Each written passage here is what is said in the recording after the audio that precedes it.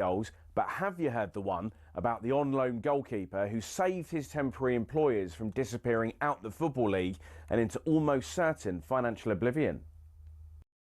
Back in 1999, Carlisle United, managed by Nigel Pearson, were fighting to stay in the Football League. Carlisle's finances were precarious with a capital P that season, leading to a scenario where, with 3 games to go, they had to ask the FA to sanction an emergency loan deal to bring in a goalkeeper. Swindon Town's Jimmy Glass arrived at the club. His efforts in his first 2 games earned the Cumbrians 2 draws.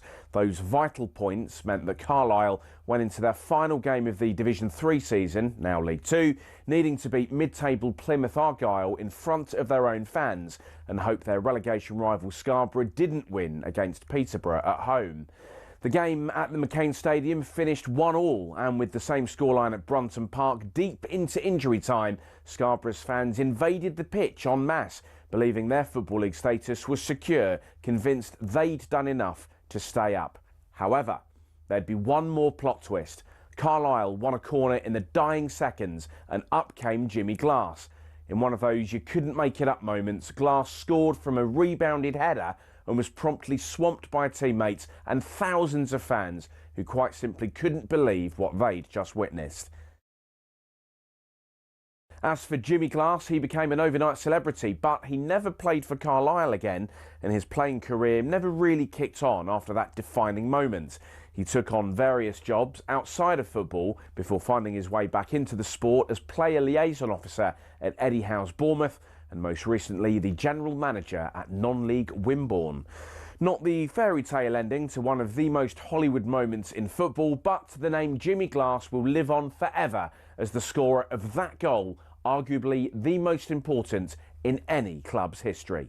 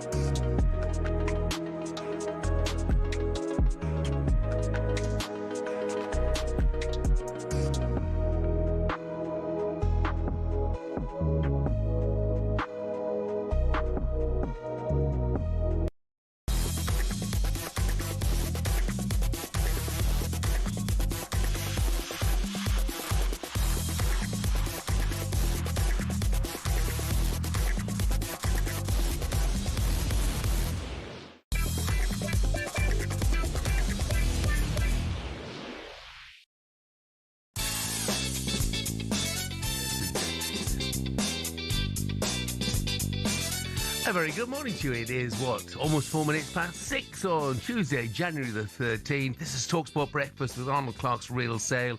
It's the UK's biggest used car sale, and it's now on. Check out arnoldclark.com. I'm Jeff Stelling, and unbelievably, unimaginably, unthinkably, Ally McCoist. Unquestionably. Beside me. Wow. How are you, mate? I'm good, but how did you manage that? I mean, you're at Liverpool at whatever time it was last night. Yep. I mean, the good news is I made a quick escape. The better news was there was no extra time and penalties. That was the best news of the night for me. And then he just flew down the road. When I say flew down the road, came down the road in the car, back in the early hours, couple of hours. You've been at Manchester United the night before. Yeah. I just love the games, mate. No. I love going to the games, Jeff. And I really enjoyed last night. And there were plenty of talking points. The penalty decision, Szoboszlai. The one thing that isn't up for debate, I thought Barnsley played really, really well. I think the 4-1 scoreline kind of flattered Liverpool a bit. They looked the better side, but Barnsley, well organised, defended well, created chances. Everything that a club from another division going to a place like Anfield would have to do, I thought they did. Good. Yeah. Certainly the quality of goal that beat them was excellent, including the Szoboszlai opening goal. What a strike it was. But no, I thought it was a really good game. I enjoyed it. Talk about it more in a minute. I just want to take John Intrude to task for a moment. Not really, John, but morning to you, John. Anyway, he says, saw you on catchphrase last night, Jeff. And some of your answers left a lot to be desired. I was leading going into the final pass. Do you not remember that bit, John? Come on.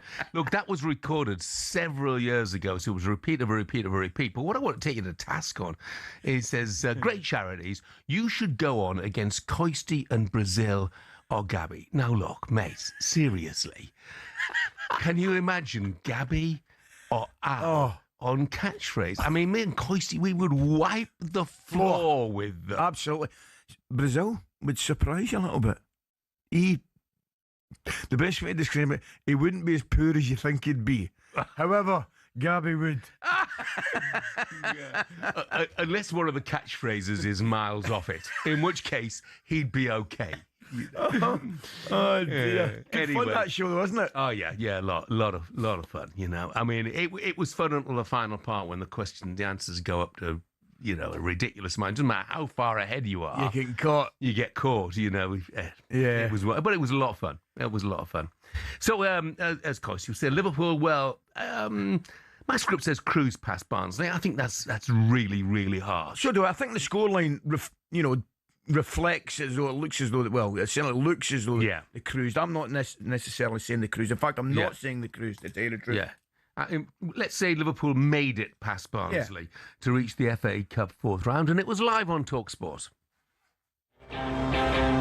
It's a terrific atmosphere for our 11th commentary from the FA Cup third round weekend. And hitting the post with a strong header was Davis Keylor Dunn, the top scorer of Barnsley. Brilliant start from Barnsley. What a header that was. On to Szoboszlai, who's eyeing up to hit one. He does that and fires it in beautifully from 25 yards. It's an unbelievable strike from Dominic Szoboszlai. Liverpool have won all 11 of their FA Cup ties that they've played on this date, January the 12th. It's Frimpong into the penalty area, down the left-hand side, smashes it left-footed into the roof of the net. Adam Phillips picks the ball up after a massive mistake by Szoboszlai, who fell over the ball in his own 6-yard area. He actually tries to back heel it to Mamashvili, and he falls over the ball. Into the path of Cleary, who runs across his body into the penalty area, goes down under pressure from Szoboszlai, wants a penalty kick, the referee says no. Diaz from the edge of the area, smashes it past the goalkeeper. 3 extraordinary goals from Liverpool tonight. Szoboszlai into the area, steals it to Ekitike to finish it off.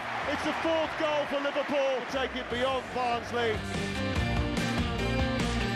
Yeah, in the end, comfortably enough through to fourth round tie, which is a tough one, at home to Brighton. I mean, look, they went strong, didn't they, in terms of lineup? But I guess from Arnie Stott's point of view, he really had to. Gee, looking at it, it was a strange game. I mean, we heard Sam and Charlie there. I mean, Keylor Dunn could have put Barnsley ahead in the first 2 minutes. Lovely ball in, Phillips, and it's a good header. Great header, goes off the post, unlucky. And then, as you imagine, Liverpool took possession of the game. But they looked as though, I mean, they're knocking about well and some of the football was good, but they looked as though they were missing an out-and-out number 9, Liverpool, for me. You know, they played Gakpo through the middle, Chiesa coming off a side, and the young lad come off the other side. And I just thought they lacked a kind of out-and-out goal-scoring type centre-forward that would, go on the end of things, go on the end of crosses, balls into the box. But at the same time, they scored 2 wonderful, wonderful goals. I thought the strikes were brilliant, particularly Szoboszlai's, where he hits it early, flies into the goal, and then you're thinking, right, okay, let's have a look. But Barnsley, they never went away, Jeff. They defended the lads at the back. I didn't half enjoy Corey O'Keefe's performance, Jack Shepherd's performance, really solid. My mate Reyes Cleary, I think, proved his worth as well. Oh, mate, I was just about to come on to him. I can't remember enjoying an individual performance like that in a long, long time. He was magic to watch. Brilliant. There was a brilliant shot, mate, with about 3 or 4 minutes to go. You wouldn't have seen it. And he gets the ball and he does bits and pieces, and away he goes down the left-hand side again. And prior to it, he got a couple of great deliveries in with his left foot. And he turned inside, back outside, and Szoboszlai gets back and just gets a challenge in to knock the ball out for a corner. And the shot of him with the Barnsley crowd behind him And they what a turn it, and they were smiling and applauding and cheering, and I thought that's what it's all about. Fantastic, yeah. I mean, obviously, Dominic Szoboszlai had an up and down sort of night, didn't he? With an absolutely brilliant goal, but all the headlines really are about the back heel inside his own box, which let Adam Phillips in. Yeah. I'll get your view in a moment. Here's what the Barnsley manager Conor Hourihane made of it. Yeah, delighted for Philo. I thought, look, he's come up through the academy here. He's been on pre-season tours with the first team, and it was really, really, something that he'll treasure for a long, long time to score. I was a little bit disappointed, if I'm being honest, with the player. I don't think he does that against Chelsea. I don't think he does that against Arsenal. You're talking about Dominic Szoboszlai? Yeah, I thought it was a little bit disrespectful. I don't think he messes around with the ball like that in the 6-yard box in a big game. So, unbelievable for Philo, but a little bit disrespectful from the player, I felt. Disrespectful? There's only one man that knows. I take Connor's point there. I genuinely don't think if it's against Chelsea or Man United he does it. I genuinely think that. You then think about it. Does he do it at nothing each? Does he do it because he's just scored an unbelievable goal? The only person I would think that knows whether it's disrespectful or not is Szoboszlai himself. What I would say, without any fear of contradiction, for a professional football player to do that, it's nothing short of ridiculous. Nothing short of ridiculous. If he does it and Phillips is closer to him and it goes back to the goalie and the goalie deals with it and sticks it back out the left-hand side or whatever, we're all going, wow, imagine him the confidence to do that, right? There's nobody mentioning arrogance. There's nobody. We're saying, well, that's terrific. The fact of the matter is, he shouldn't have done it in footballing terms. I mean, it was a ridiculous thing to do. I mean, if the kids did it under any level, you'd be telling them, no, lads, that's the one thing you don't do, right? So in terms of that, one of the worst mistakes I've seen in a long, long time. Arrogance, I just don't know is the answer to the question, Jeff. I really don't know. Stupidity, yes. Yeah. Don't think he'll be doing it again. No. Let's put it that way. No, absolutely. And look, the moment Barnsley realised that they'd made a terrific impression on the night was on the hour. Liverpool brought on Ekitike, Wirtz and Konate, just the Correct. £220 million worth of substitutes there. Yeah. Made them bring the big guns on. Great cup draw, by the way. I thought a bit of everything. Yep. And from a Macclesfield point of view, another Premier League team at home, fantastic. We had a laugh, Jeff. You always do a pre-run, the draw before we do it, in a rehearsal. And with the greatest respect to Port Vale, we pulled out Macclesfield versus Port Vale. Whoa. Right? So we were laughing because that was the one draw that neither of those sides would have wanted, you know what I mean? But thankfully, from Macclesfield's point of view, that was the story over the weekend, wasn't it? And they've got another great draw, home tie against... I must admit, I was kind of hoping it would be Leeds United when I looked at the teams that were left. But no, Brentford came out, and it's a great draw for them. It is. Birmingham Leeds, by the way. That's a game game as well. That's a bit, yep. And obviously, you've got the potential giant killers, Grimsby against Wolves. We Saw know that. what Grimsby can do, don't we? And if you know, the last thing you wanted was an away date at Burton. That's the last thing you want. And a couple of big all Premier League clashes, of course, which, I mean, they never get my blood racing. But if you're a fan of Liverpool and Brighton, or Villa and Newcastle... Newcastle's the one here. Yeah. And I saw Brighton, obviously, at Old Trafford, and they played well and deservedly won the game. But I think Villa and Newcastle was a game. Yeah. Brighton were just looking for a stroke. I know they were. Better luck in the draw. Yeah. Away to Manchester United, away to Liverpool. Goodness me. It's at this point I'd like to reinforce the fact that I didn't make the draw. I just commented on the draw. You just called it out. It was Lescott and McManaman that were pulling the balls out. Nothing to do with me. Well, you were trying to take the credit when Macclesfield came out against the Premier League team. You can't have it always. I was actually. Shameless I was. 6:15 coming up, we turn our attention to the back page and ask the question, now Xabi Alonso has left Real Madrid, does that immediately make him the number one target for Manchester United? We'll discuss that next.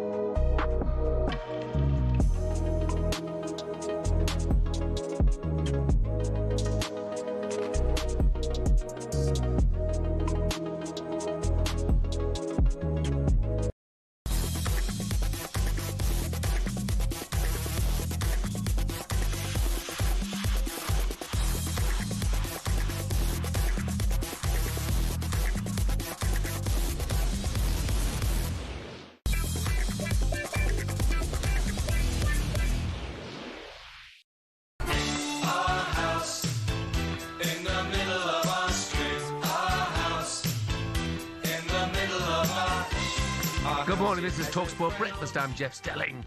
Ally McCoist is with me. Forget your foreigner. You gotta love that. It's his madness. It's Suggs' birthday today. I know that. I can't believe Suggs is 65. 65, amazing. He's brilliant, eh? Madness are tremendous. Yeah, you got Remember? a favourite? There's so many. That would be in there. House of Fun. Welcome in the House of Fun. One step beyond. Yeah, baggy trousers. Oh, baggy trousers, yes. That would look fantastic. Night No, they've not got quite as many top tens as Foreigner, but the boys have done well. Yeah. Not quite as many. Oh, God. Dan has texted, he said, soulmates did me on catchphrase. Well, yeah, Dan, that's probably because I haven't got any mates, so, I wouldn't recognise it. Did they also... Or a soul, for that matter. But I am all heart, Coach. That's very true. That's true, mate. Absolutely. Dan also says, did I see you presenting Countdown? Yeah, I've got a few strings to my bow, Dan. Absolutely. And by the way, I read that because it gives me an excuse, and I forgot to mention it yesterday. It was Rachel Riley's birthday on Sunday.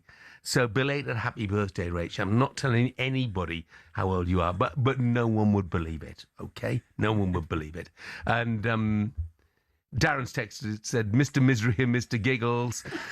He said, I actually think the Gab father would beat you on catchphrase because Ridiculous. he plays the fool on talkSPORT, but it would change on a quiz show. Oh, Darren, you are so wrong. You are so wrong. Miles off. Yeah, miles off it. Yeah. Brilliant. Okay, let's turn our attention to the back pages with Sam Quick. Hi, Sam. Morning, guys. Hi, Sam. Right. Yeah, good, thank you. Right, we're going to start with a story that dominates the back pages, and that's obviously Liverpool's win against Barnsley. Reds relief after box blunder. Reds get it dom in the end, and Reds sink tights. That's obviously because they won 4-1. You spoke about it before. And the Szoboszlai blunder. Yep. But what a moment for Adam Phillips as well, former Liverpool Academy player, scoring in front of the Kop. But yeah, lots of the conversation already covered by you guys. So we're going to move on to another story. Just as one question about that. Yeah. Coisty, how did you pick Curtis Jones as man of the match? You could have. You should never say anything off the air. You know that.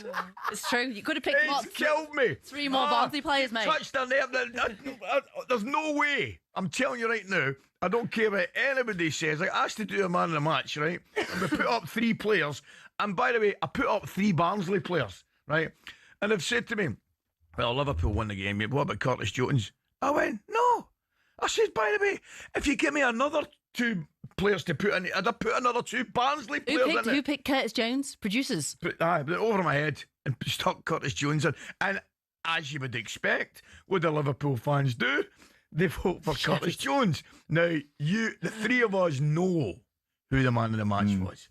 Yeah. And he was, by a distance, he was man of the match. Yeah. And to be fair to you, you told us yesterday. Yeah. He's a player. He's a player. And, he's playing in the National League for us last season, for goodness sake. And there he is in front of, 60,000 at Anfield, turning it on. Brilliant. So pleased for him. Have you feel better? Got that off your chest now, Got Ali? off my chest. I've not even moved on to the penalty yet, but carry on. Okay.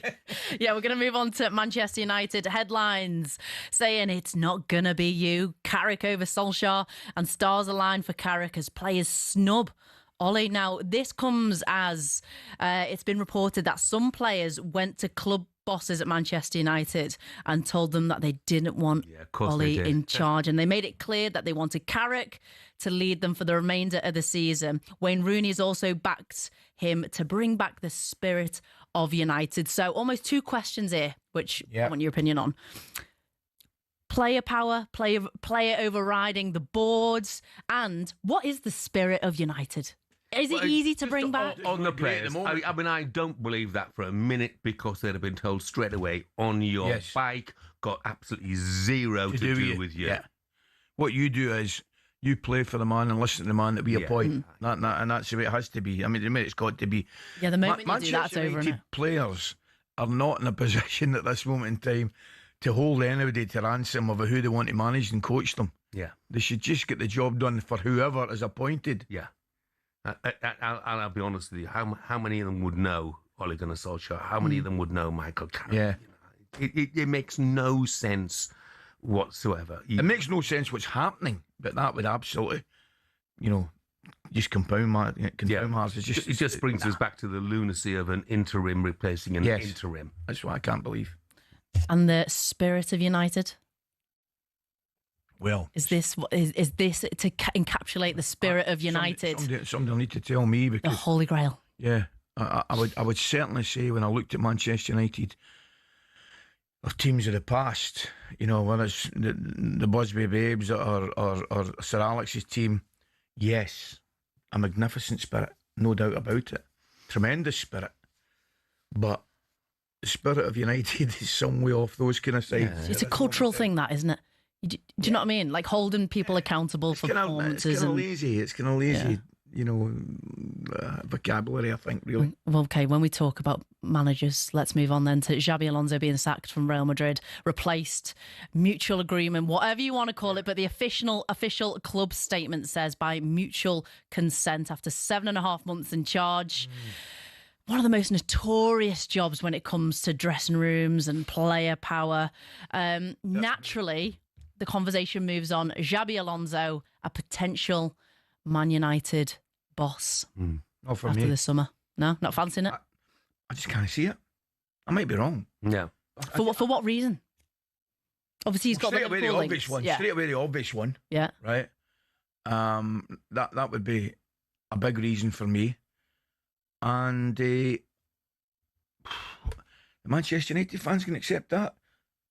Andy Goldstein does. Yeah, maybe. That backs me up even further. How appealing would Manchester United be to Xabi Alonso, having gone from Real Madrid, and the prospect of potentially winning everything there is to win, to Manchester United, who are not in the Champions League, not in the FA Cup, not in the League Cup, not going to win the Premier League.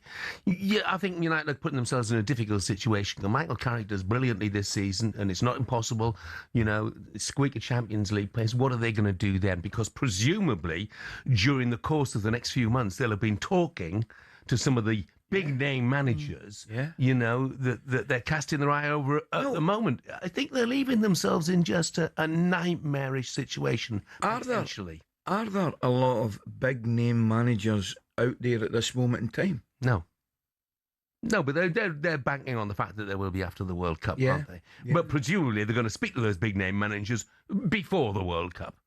You never know. I just get back to what we were saying yesterday. The decision and the timing of the removal of their previous manager is bizarre. If you've not got a contingency plan, or you've not got a plan in place, I don't understand why you get rid of him. No. And then, to compound matters again, you bring in an interim manager to replace an interim manager. Yeah. That's crazy. Stephen St. Helen says, just tuned in, can't believe McCoist is on again.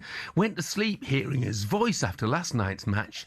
Wake up and he's on again. It's a dream, Steve, isn't it? It's because he's on an absolute wedge here, mate, that's why. I think what you're looking for is nightmare. Sam, thanks very much indeed. Thanks, Sam. Coming up, we'll turn our attention to the news. It looks like Spurs have beaten Villa to the signing of Conor Gallagher. Now, is that the right move for the player? Is it the right move for the club? We'll discuss that next.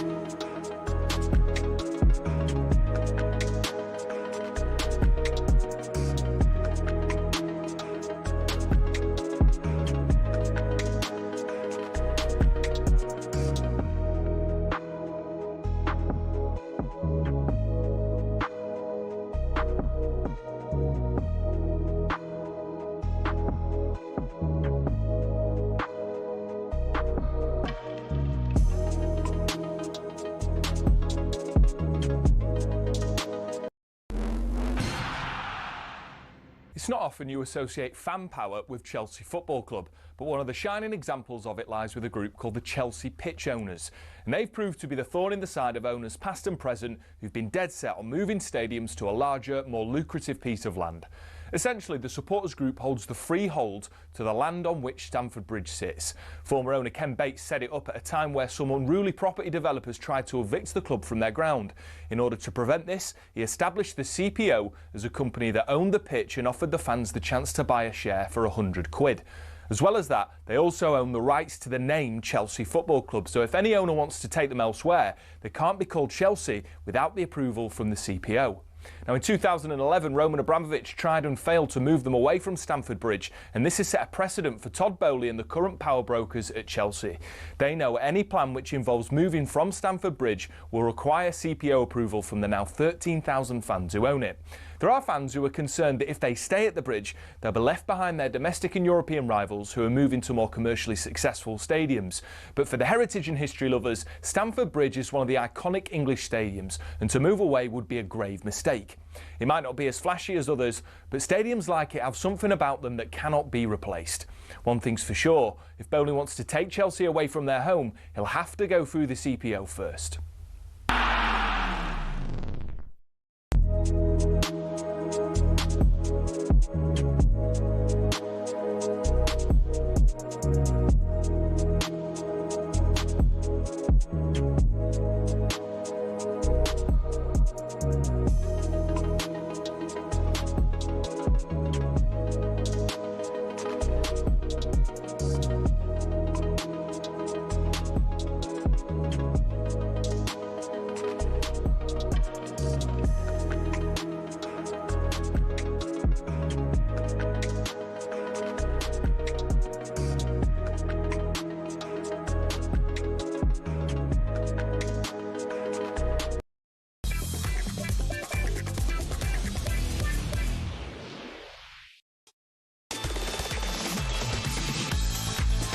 Good morning, this is talkSPORT Breakfast. I'm Jeff Stelling Ally McCoist is with me. Tony says, hi lads, Liverpool were awful last night. Sack Arnie Slot immediately and bring in Xabi Alonso. Probably a bit knee-jerk. I would have thought so. Tony, just at the moment, yeah. I didn't think they were appalling. And, you know, top four, Champions League, FA Cup, you know. Yeah. Anyway, we shall see. Not a lot to play for. I don't think that Tony will be on his own, by the way. No, no. In thinking that. I think, I'd be of the opinion that's a bit harsh at this moment. Yes, I would too. No, I think very harsh. Yeah. Now, 13 days into the transfer window, hasn't exactly exploded into life yet, but then again, it usually doesn't in January. Antoine Semenyo has gone to Man City, Brian Johnson to Crystal Palace. We're asking the question this morning, who needs to make the most improvements in this window? And is January ever the right time to reboot your squad? Well, I'll tell you what, Coisty, I was doing a bit of research into this, and people think January's a bad time. Listen to this. These players all joined in the January window. Emerick Laporte, Virgil van Dijk, Bruno Fernandes, Luis Diaz, Kieran Trippier, Luis Suarez, Anthony Gordon, Bruno Guimaraes, Nemanja Vidic, Martin Odegaard. So maybe the January window is not quite as bad a time to spend as we imagined. Well, you certainly put my gas at a peep with that. You know, with that list of names you've read out there, Jeff, because generally speaking, well, what I would say, you're right that there are deals to be done. Sometimes big ones, sometimes excellent ones. I still think the summer's, you know, the perfect opportunity when you start to build a team for the season. But I do appreciate the importance of this January window, particularly for teams that are involved in relegation, promotion, titles, you know, top 5, 6 and things like that, European places, probably more so for them. Other teams that have got a bit of stability about them, maybe not just as important. You know, look at, you mentioned West Ham there. I think it's a massive window for them. It's clearly a big window, you think, for teams like from Tottenham, from Tottenham's point of view, or we discussed it briefly yesterday. Is it a massive window for Tottenham? Well, we did. We wonder whether the hierarchy would let Thomas Frank spend now or wait until the course of the summer. But it seems like it's now, isn't it? Because Conor Gallagher reportedly agreed a 5.5-year deal with Tottenham. So it's clear that whatever some of the fans think, that the board are going to back Thomas Frank. Yeah, I think the one thing as well with that particular signing, there are signings, all signings are a gamble, Jeff, there's no doubt about that. You know, when you just pray when you make a signing that he hits the ground running. But I think Conor Gallagher's a kind of less of a gamble in the respect that you know exactly what you're going to get off Conor Gallagher. Does that kind of make sense a little bit? You know what I mean? I think he gives you the same kind of every week, certainly 9 times out of 10. I've been thinking about it, and we commented yesterday, was he the kind of player that Tottenham need, Jeff? You know, and I did take your point. I think at this moment in time, they probably need somebody with a bit of, you know, a defence splitting pass in them in the midfield area. A little bit more guile. Yes, maybe. yeah. And I'm a Conor Gallagher fan, by the way. So am I. Well. But then the more I think about it, I think his kind of up and at 'em style is probably exactly what Tottenham are needing at this moment in time. Somebody that looks as though he's going to grab the bull by the horns. You know, he's going to play the game at a tempo, and he's going to give you that, as I say, that level of performance 9 weeks out of 10. And he probably is exactly what they need. But what they also need is, there's no getting away from it, they really need their injured players back. And I know we say it, and it's definitely not an excuse, because all teams get injuries, but it is something you need to look at, and it is a reason. And from that point of view, I think the sooner they get the players back, allied to maybe Conor Gallagher and somebody else, then I think you can. Me personally, can reserve in judgment on Tottenham a little bit. But I mean, the last 18 months, their domestic performances, particularly in the league, have been totally unacceptable. I think if you looked at, you know, the Tottenham teams the last couple of weeks or whatever, you think maybe Conor Gallagher's not quite the perfect fit. But if you looked ahead to the days when James Maddison is fit and Kulusevski is fit, then perhaps Conor Gallagher would be the perfect fit. Exactly. That's exactly what I'm, mate. And maybe I didn't make that point clearly enough. I think the blend of Conor Gallagher coming back into that team when Tottenham are at full strength is probably spot on. Yeah. Tommy says, got to take your hat off to Conor Gallagher for choosing Spurs over Villa. He wants his spot on the plane to the World Cup finals, but can't help thinking he's swimming through shark-infested waters to get there. Thank you, Tommy. As far as other teams, look, I mean, there are certain teams, it's obvious they need to spend. They've already started to spend at West Ham. 7 points adrift of safety, and they've reacted to their position and their comments from Nuno, who called for reinforcements after the defeat to Forest in the league last week. It's not about, it's everybody. It's everybody at the club realizing tough position that we are, tough situation that we are. Yes, it's a transfer window. The club is working to try and rebalance the squads, and we need options. We need better options, because what we have now is not enough. Well, they brought in, you know, Tati Castellanos, who's already opened his account. They brought in Pablo. Do they now, Coisty, need to bring in some defensive reinforcements? Yeah, they do, mate. And it looks like Paqueta might be on his way out as well. Yeah, and I'm not sure. I'm interested to hear the West Ham fans' opinions on it. I'm not sure he'll be as big a miss as I thought he would have been maybe 3-4 months ago. I really do. I just think, I'm not saying for a minute he's put the tools away, but he just doesn't look the same player to me. As I say, I'm not seeing West Ham week in, week out. I'll be interested to hear their views. But in answer to your opening question, yeah. And they have to. There is no way, in my opinion, right now, that West Ham can look and say, right, we're down, we need to prepare for next season. You cannot, for a minute. They have got to strengthen and go out and give themselves every opportunity of catching a team above if their attitude is, well, we're down, well, okay, correct. Give the season ticket holders half their money back. Exactly. Exactly. You can't. Spot on. No, you can't do it. And you can't even give a sign of doing that. You have to have a show of intent that you've got the sleeves rolled up and you're going to give it everything you have as a club to stay in a division. Yeah. It's interesting, though, you do wonder where they prioritise. Well, they prioritise their front players, but both in midfield and defensively. Yeah. You know, they're in urgent need of reinforcements. I mean, you do wonder how much they're going to have to spend. But it's not... See, I think, I mentioned again yesterday, Jeff, I think one of the big problems they've got as well are the form of the teams above them. You know, because you look at it in normal circumstances, there might be a couple saying, well, they could get dragged back into it. At this moment in time, I don't see anybody. I mean, there's still a good bit of the season to go, of course there is. And the hope is that maybe whether it's a Leeds United or Forest or whatever it may be, from their point of view, start dropping points and you can pull them and suck them back into a fight. But at this moment in time, it doesn't look like it. And make no mistake, you know, quality players of the sort of quality they want to and need to sign, they're going to be looking at that table and thinking, do I want to play in the Championship next season? 100%.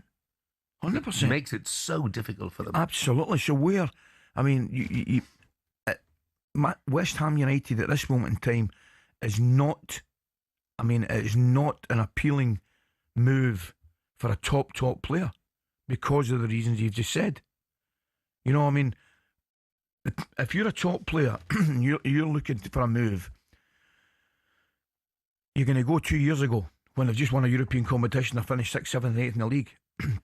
That's when you're attracting top players, not when you're sitting third bottom in the league. I mean, it's not just the strugglers either, is it? Because if you look at the sides, well, Man City chasing the title, and Liverpool as well. Now, who needs a centre-half most of those two right now? And I know Liverpool are flirting with some kids, you know, some sort of 17, 18, 19-year-olds, but they need a ready-made centre-half, don't they, in the same City? They both do. They both do. I think probably be interesting what you think. I think I'm looking at it, I think Liverpool probably slightly more. Somebody to get in there next to Van Dijk. And obviously the one with the immediate one that sprang to mind with Mark Gay. Again, I mean, that's ideal for, we're sitting here saying that's brilliant for Liverpool, yet they get somebody going and play with Van Dijk. Where does that leave Palace? But then at the same time, if they got offered 30, 40 million pounds, whatever it may be, for a player who can leave for nothing, I think you've got to take it.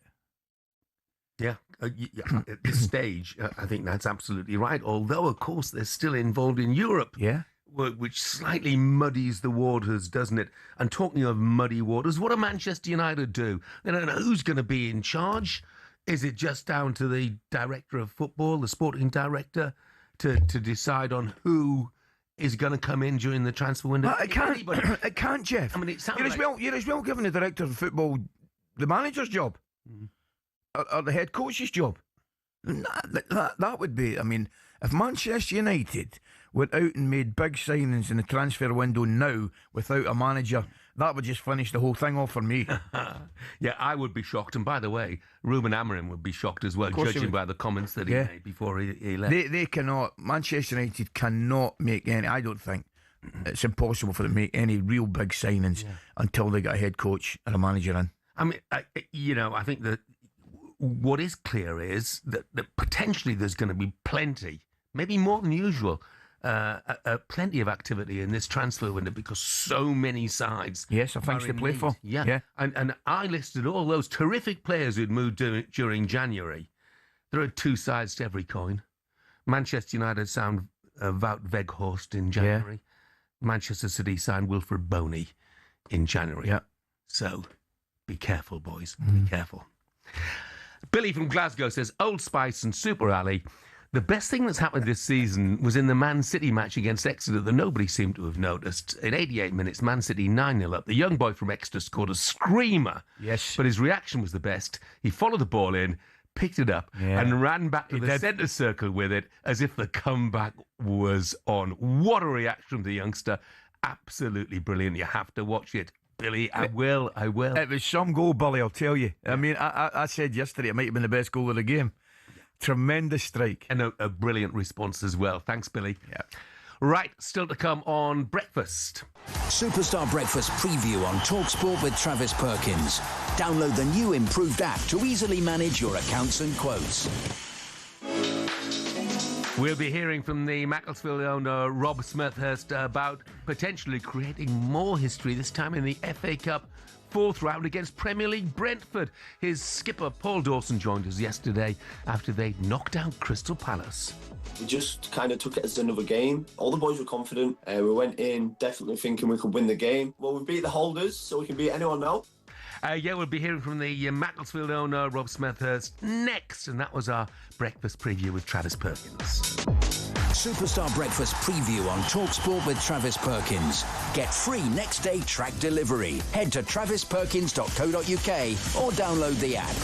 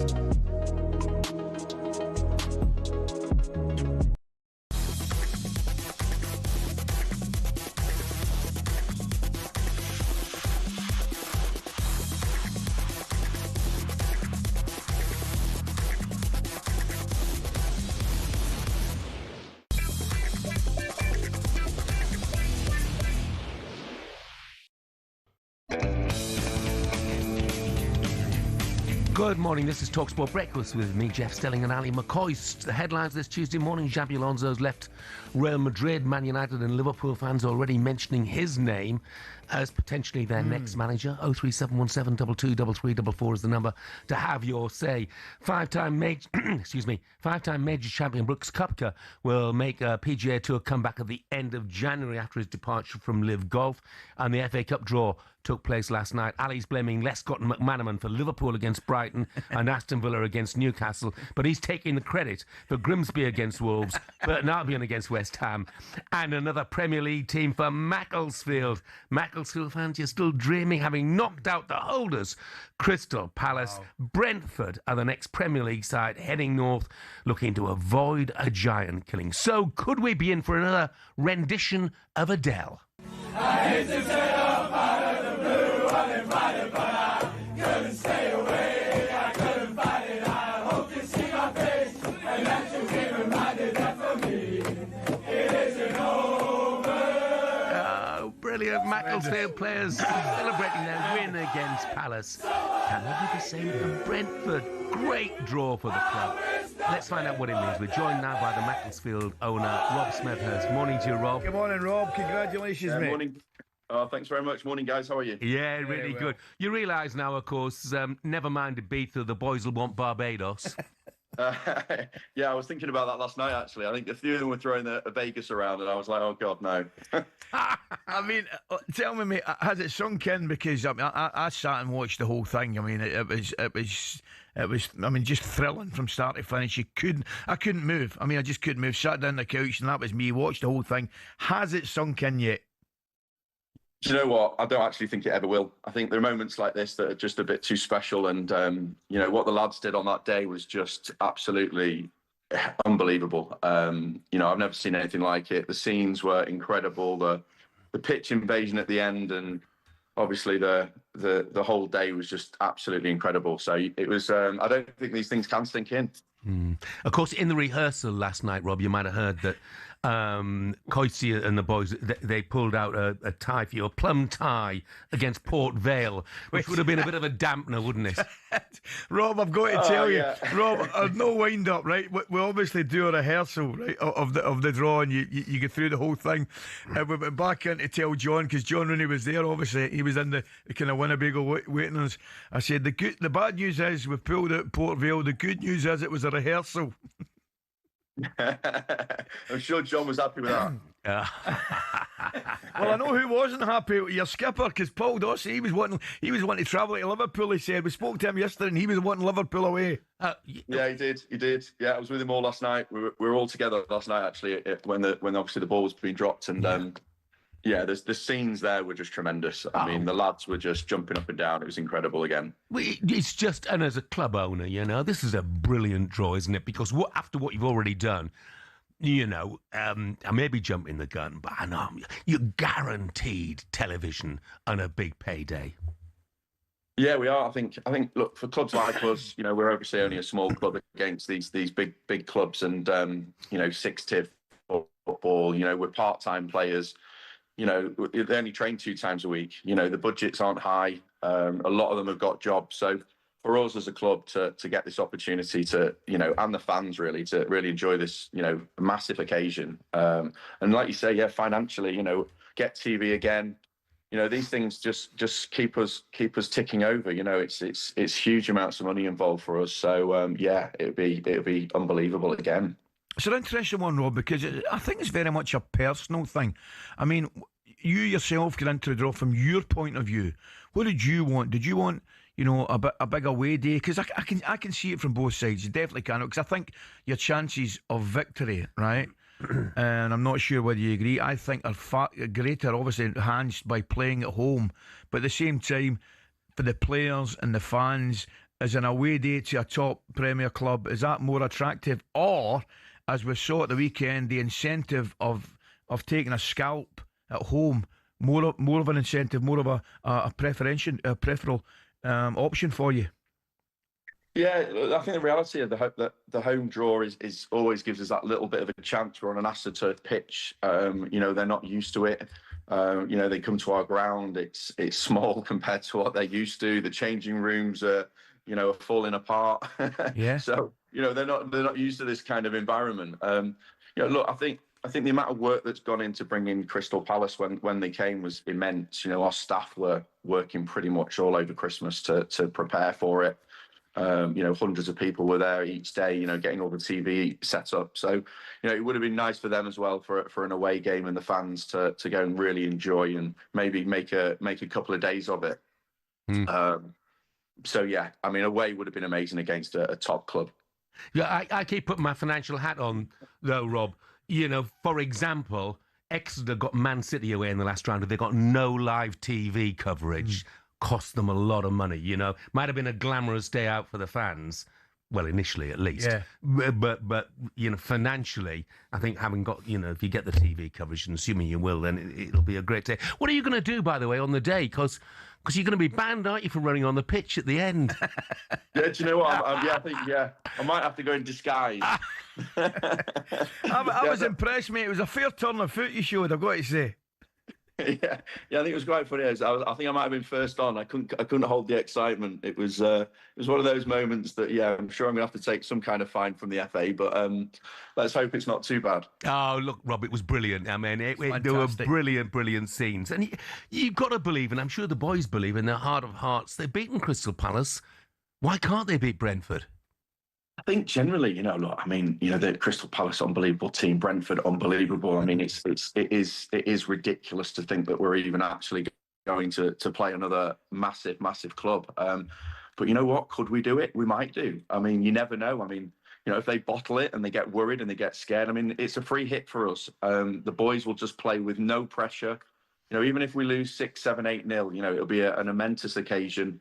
But the reality of it is, you know, I never expected we'd play as good as we did against Crystal Palace. You know, I thought we were all over them. It was just one of those ridiculous scenes that I've never seen. It was crazy. See, I think you make a great point there, Rob, to be honest with you. I mean, there's two ways you can look at it. The fact of the matter is, you had a wonderful result. You should be full of confidence going into that next tie against Brentford.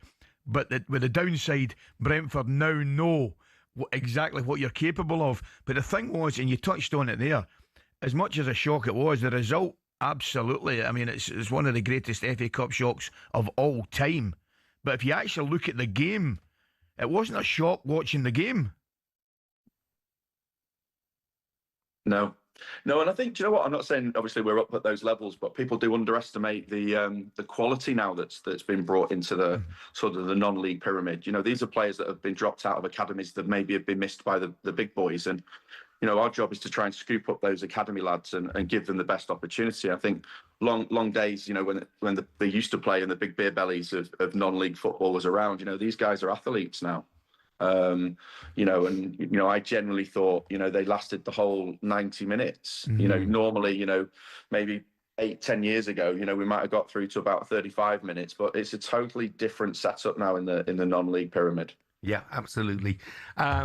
Look, well, congratulations to what you've achieved so far. I'm hoping Danny Elliott's fit again, by the way, for the next game, because he used to play for my lot and he's a lovely lad as well. And he scores a few goals. I did warn your manager last night, Rob, that I think you get Woking tonight. And I think Woking had not a bad result at the weekend, Jeff, didn't they? Who did they beat at the weekend? I'm not sure. Yeah. Not sure. Yeah. Look out for their right winger. He's a lad called Josh Asude. Goodness me, he's like lightning. He's quicker than me or Coisty. Rob, enjoy it all, mate. Well Thanks done, for joining us. Brilliant. I really appreciate it, guys. Thanks so much. Cheers, mate. It's a pleasure.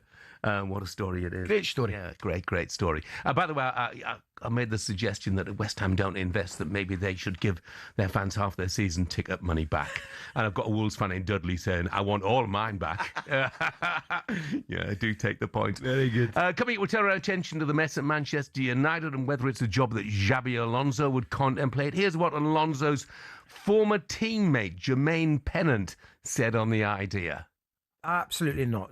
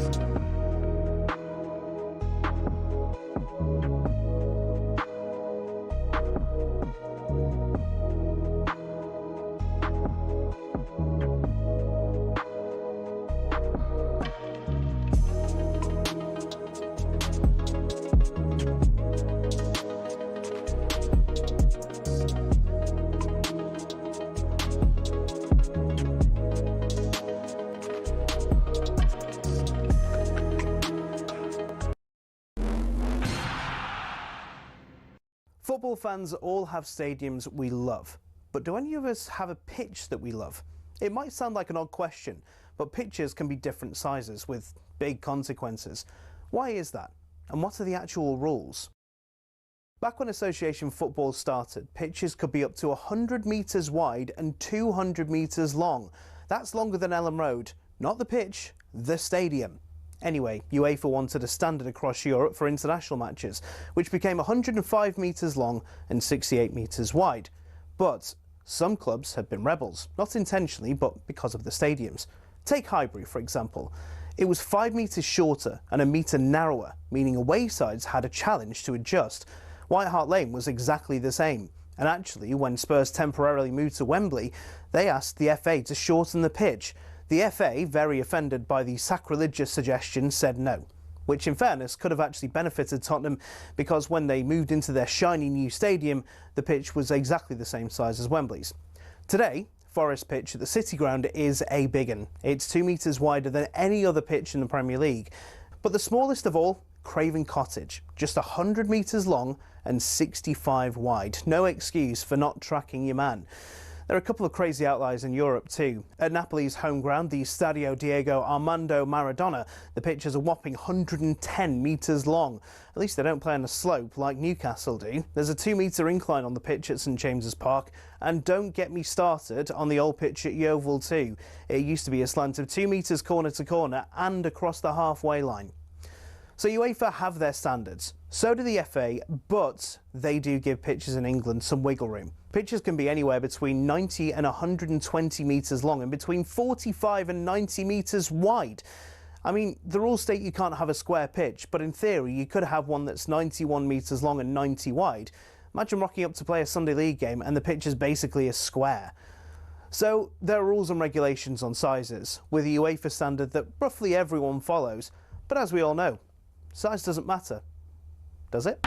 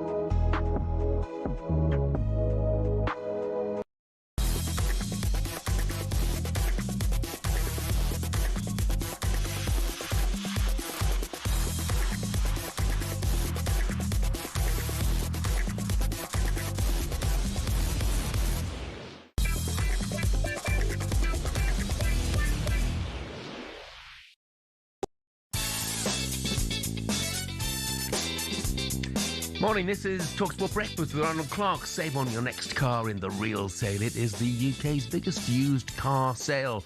I'm Jeff Stelling Ally McCoist is with me. Packed show coming up for you on the way this morning. We'll be joined by a man whose wonder save in added time at the weekend could be huge come the end of the season for Hearts. Just their 43-year-old goalkeeper, Craig Gordon. Oh, yeah, but I bet he's sick of people mentioning his age. And just like Ali sick of people talking about the save, though. No, well, it's amazing. 2 appearances this season, 1 at the weekend in that game, and the other for Scotland against Denmark in that massive game in the World Cup. Incredible. And just like Ali McCoist, the football never stops. It's Newcastle and Man City in the Carabao Cup semi-final tonight. Toon's former skipper Lee Clark will tell us whether they can go back-to-back. Before all that, though, what is it with Manchester United trying to hire familiar faces? Don't want to be a part of the good old boys club. Ruben Amorim has been sacked as head coach at Manchester United. What next for Manchester United? That will be the question on everybody's lips. We need to get Roy Keane in there. Fierce stability. Steve Bruce in the background. Bring a bit of Man United tradition back. Former Man United midfielder Darren Fletcher has been confirmed as interim boss until a replacement is found for Ruben Amorim. Darren Fletcher's brief reign starts in the same way that Ruben Amorim's reign ended, with a point, only a point, away to bottom six opposition. Firstly, well done, Darren Fletcher, for taking over the reins for a couple of games. Two former Man United players, Ole Gunnar Solskjaer and Michael Carrick, are understood to be the front runners to become the next caretaker boss. One of them will take over from another former United player, Darren Fletcher, who stepped in as interim. I do believe there's logic in bringing back someone associated with the club, because one thing United need right now is the fans to be on board. To bring somebody back that was deemed not good enough, that you paid £10 million to shuffle out the door as a broken man, and you can't even think of someone new, shows a lack of, not so much introspection, but a lack of innovation. It's embarrassing. When I saw the news that Solskjaer might be coming back, it's a laughing stock of a football club. Harsh words from Xabi Alonso there. Darren Fletcher came in as an interim. He's already on his way out. Sounds like it's going to be Michael Carrick until the end of the season, ahead of Ole Gunnar Solskjaer. Let's get the thoughts now of the editor of United We Stand, Andy Mitten. Morning, Andy. Good morning, Andy. Good morning. Look, well, let's start with the overall sort of theory of this. An interim to replace an interim while you wait to appoint somebody full-time. What do you make of that? These are really tough times for Manchester United. The end of Ruben Amorim came quicker than anyone expected. I was in the press conference at Ellen Road last Sunday. On Monday, I flew to AFCON in Morocco and landed, and my phone just exploded with messages because of what had happened. Going out the FA Cup, it's probably the lowest point of the season. The continuation of several difficult years for Manchester United. I think fans wanted it to work out with Ruben Amorim, so they feel slightly cheated. They got behind him, they sung his name, they were patient given how awful the results were. And I think he brought it on himself by calling his bosses out publicly, so he lost his job. So what do United then do? Well, they pause for thought. They bring in Darren Fletcher. I've got a very high opinion of Darren Fletcher. I was speaking to him all last Saturday. I went to Celtic Rangers and he was telling me which players to watch out for. He was a childhood Celtic fan. I don't think he had any inkling that what was going to happen the following day. I think he'll make a very good manager, Darren Fletcher. I don't know where that will be. I think he spoke well. But that was only for a couple of games. And then it now looks like Michael Carrick. I spoke to Ole Gunnar Solskjaer several times last week as well. Look, these are difficult times. I don't have a panacea for the problems at Manchester United right now. It's been a very disappointing season. League form has picked up, but cup form has been atrocious. There were 22 cup games last year. There have been 2 this year. The one season where Manchester United needed to be do well in domestic cups was this season because there's no European football. So it hits everyone. It hits the clubs financially. It hits the fans. It hits the players because there are fewer opportunities. So Kobbie Mainoo, for example, wasn't really getting a look in. He would have done if there would have been European football. But that was because of a failure to beat Spurs in that final in Bilbao last year. So it's a litany of errors and negatives. And I wish I was more upbeat. AFCON absolutely hammered Manchester United, and I know other clubs lost players to it. Other clubs have injuries. Other clubs are dropping points as well. Somehow Manchester United have stayed 5th and 6th in the table, despite quite a low points total. But the form has been really bad, especially at home. I spoke to Ruben Amorim after the Wolves game. I said, you've won 1 in 5 now. 4 at home team you've failed to defeat are against teams in the bottom 6. And he gave a good answer. He was a good communicator, but it's not good enough. And yet United go to Anfield and win, go to Selhurst Park and win, beat Chelsea at Old Trafford, beat Sunderland at Old Trafford. So the league form is better than last year. I do think there are better players. I was encouraged by the summer recruitment. I do think Benjamin Sesko, for example, has got something. I like Brian Mbeumo, but we need more from all of these players. You've sort of been waiting for Matheus Cunha to really come to life all season. And it's now too late for the cup competitions because United are out of them. So I think the theory of bringing in Ole Gunnar or Michael Carrick, I went to see Michael when he was at Middlesbrough, watched him away, played very good football. is just to stabilise everything until the end of the season, to get the team back into European football. But I cannot pretend that it's edifying at the moment. I mean, Sunday was a disaster for Manchester United. Really, really bad result. A tough draw against Brighton. Brighton have hammered United 7 times in the last 9 games. Brighton have won. So these are difficult times. I think, I was advocating for Luis Enrique 5 years ago. I put the club in touch with Luis Enrique in 2022. But because I'd interviewed him, I saw what an impressive character was. He's an amazing player. I went to his house 12 years ago. He said, I don't normally do interviews. You're lucky. I sat with him for 90 minutes. Incredible. But United were already far down the road with Eric Ten Hag, and Luis Enrique had the Spanish national team to manage for the World Cup. So there's been a lot of sliding doors moments where Manchester United have missed out on managers.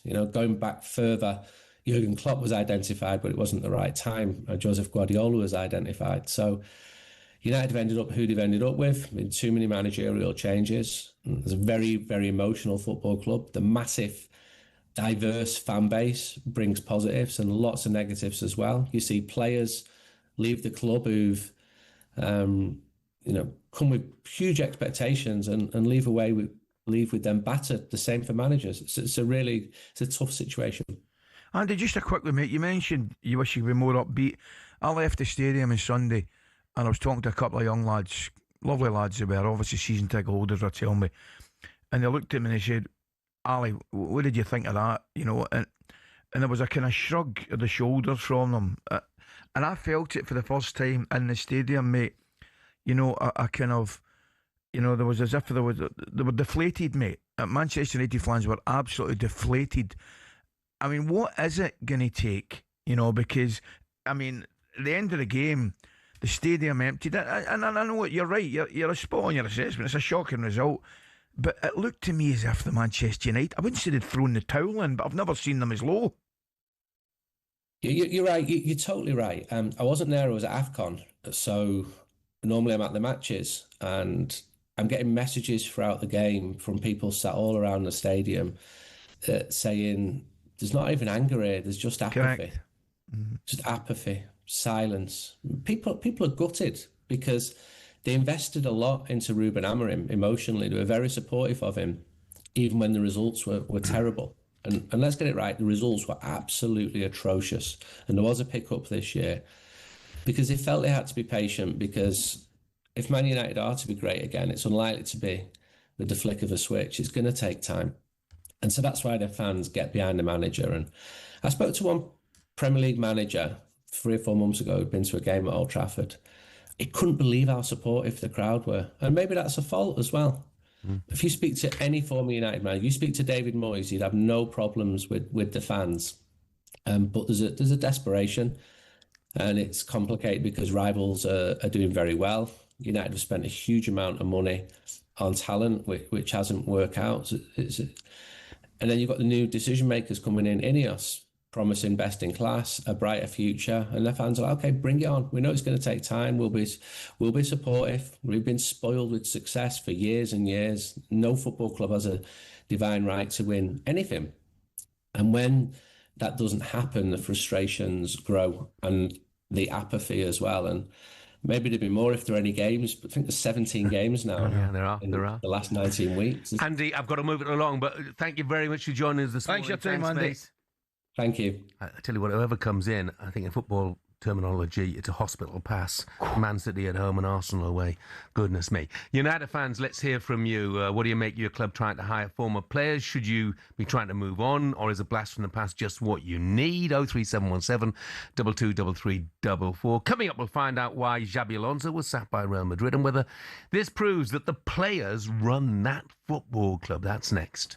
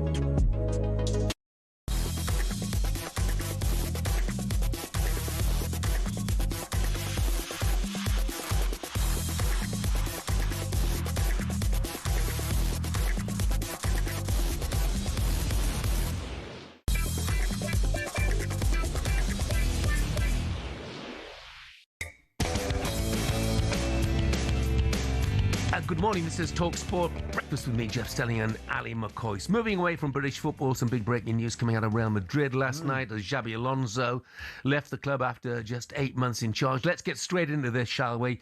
With the Athletics chief Madrid writer, Dermot Corrigan. Morning, Dermot. Good morning, Dermot. Hey, Jeff. Hey, Ali. How's it going? Yeah, good, mate. So was this down to player power? Part of it was down to player power and also down to president power. That Florentino Perez is the guy who makes the decisions at Madrid, and it's been clear for quite a while that Perez was not really impressed with the job that Xabi Alonso was doing, how he was managing the team. The results weren't great through the autumn. They lost to Barcelona in the Supercopa final over the weekend, and Perez had just decided that it was time to make a change. It's an interesting one, Dermot, because I mean, you're obviously closer to it than I am, but I look at Real Madrid and I don't know whether I'm right or wrong, but they look slightly troubled all over the place, you know, whether it's, I know Mbappe's form in terms of his goals have been absolutely incredible. Rodrigo scored the opening goal the other week there, but his form and goal scoring in particular hasn't been great. They look as though they've had one or two problems, but this and Real Madrid are one club probably that don't mess about. If they're not happy with the manager, they do get rid of him. But is 8 months enough? Not really. It's very typical Real Madrid, because last year under Carlo Ancelotti, things didn't go great. Carlo, won Champions Leagues at Madrid, but his time had come to an end at the club. There was a kind of stale feeling, an end of an era feeling about it. So they went for somebody who's completely different, a much younger coach, a modern coach, a guy with new tactical ideas that he was going to bring to the club. Signed some new young players to have a whole new project, as people say, at Madrid. But then you still have the idea that it's Real Madrid and it's Florentino Perez, and you have to just win straight away. That there's no time, there's no patience within football.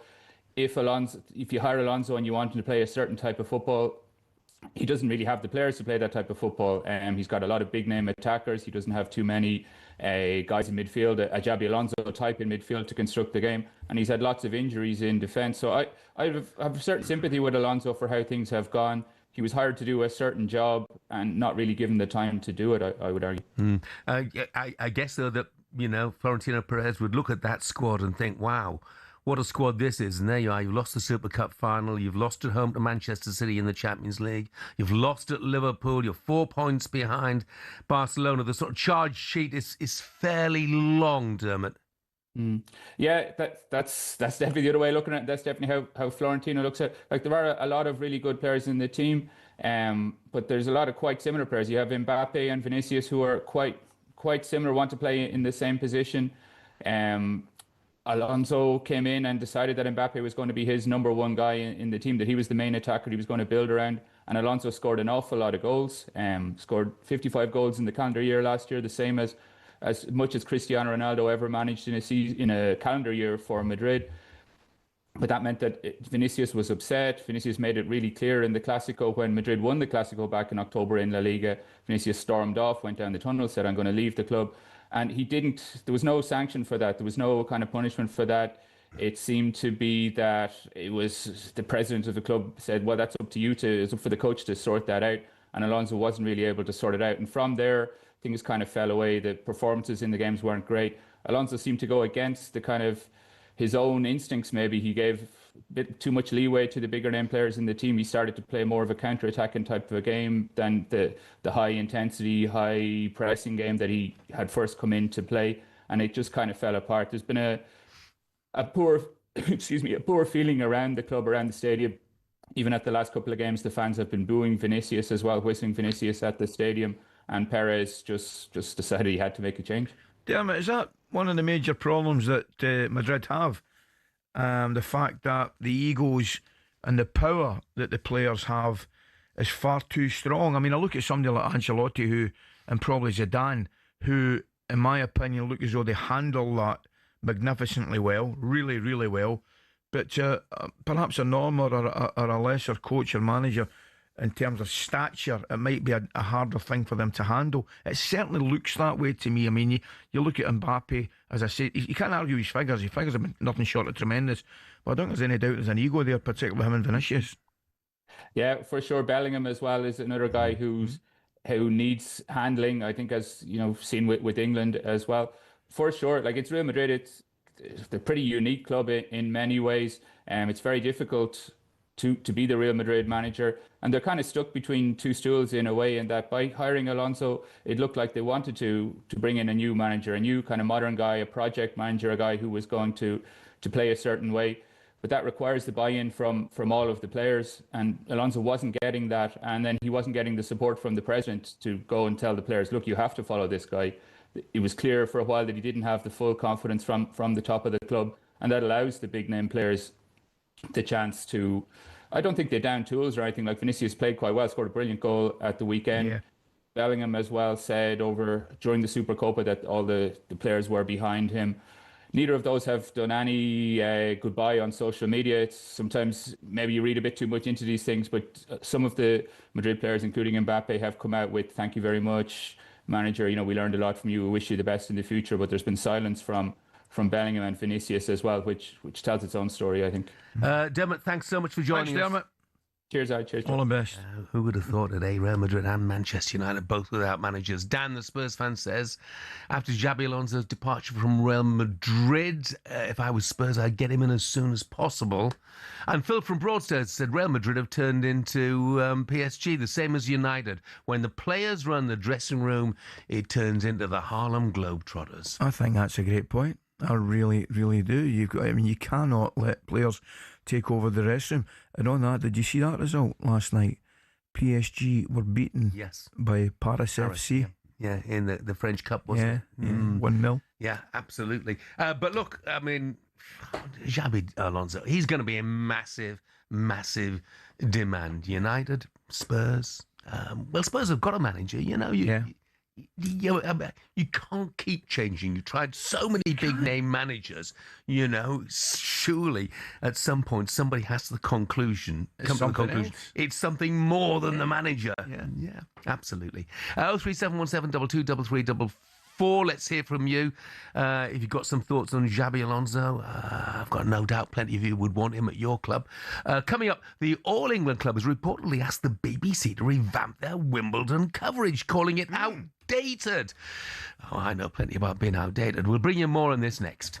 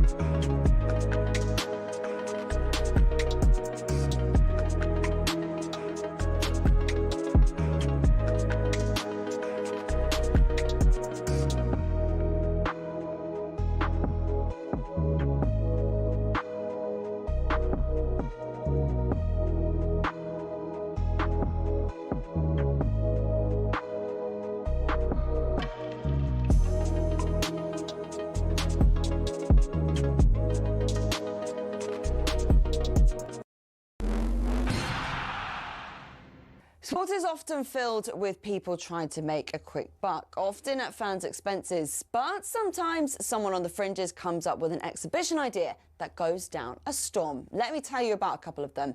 Mallorca 2007. Rafa Nadal and Roger Federer compete in what was dubbed the Battle of the Surfaces, a unique idea that reportedly almost got cancelled at the last minute when worms got into the grass. An 11th hour turf delivery got the match on, and despite some dodgy bounces on the new green stuff, Rafa and Roger slugged out a 3-set epic. Tennis has a history of exhibitions too, with the Battle of the Sexes in 1973 captivating audiences worldwide as Billie Jean King took on the former world #1 men's player Bobby Riggs, who talked down the women's game. Billie Jean King won. In motorsport, there was Monzanapolis in the 50s when American Indy cars went up against European F1 cars. But perhaps the best exhibitions have been the charity ones. In 1998, legends like Mike Atherton, Sachin Tendulkar and Glenn McGrath turned out at Lord's for a one-dayer in memory of Princess Diana. And since 2006, we've had Soccer Aid, which has raised an incredible amount of money. And if you get to see the likes of Jose Mourinho taking out Ollie Mers, then what's not to like?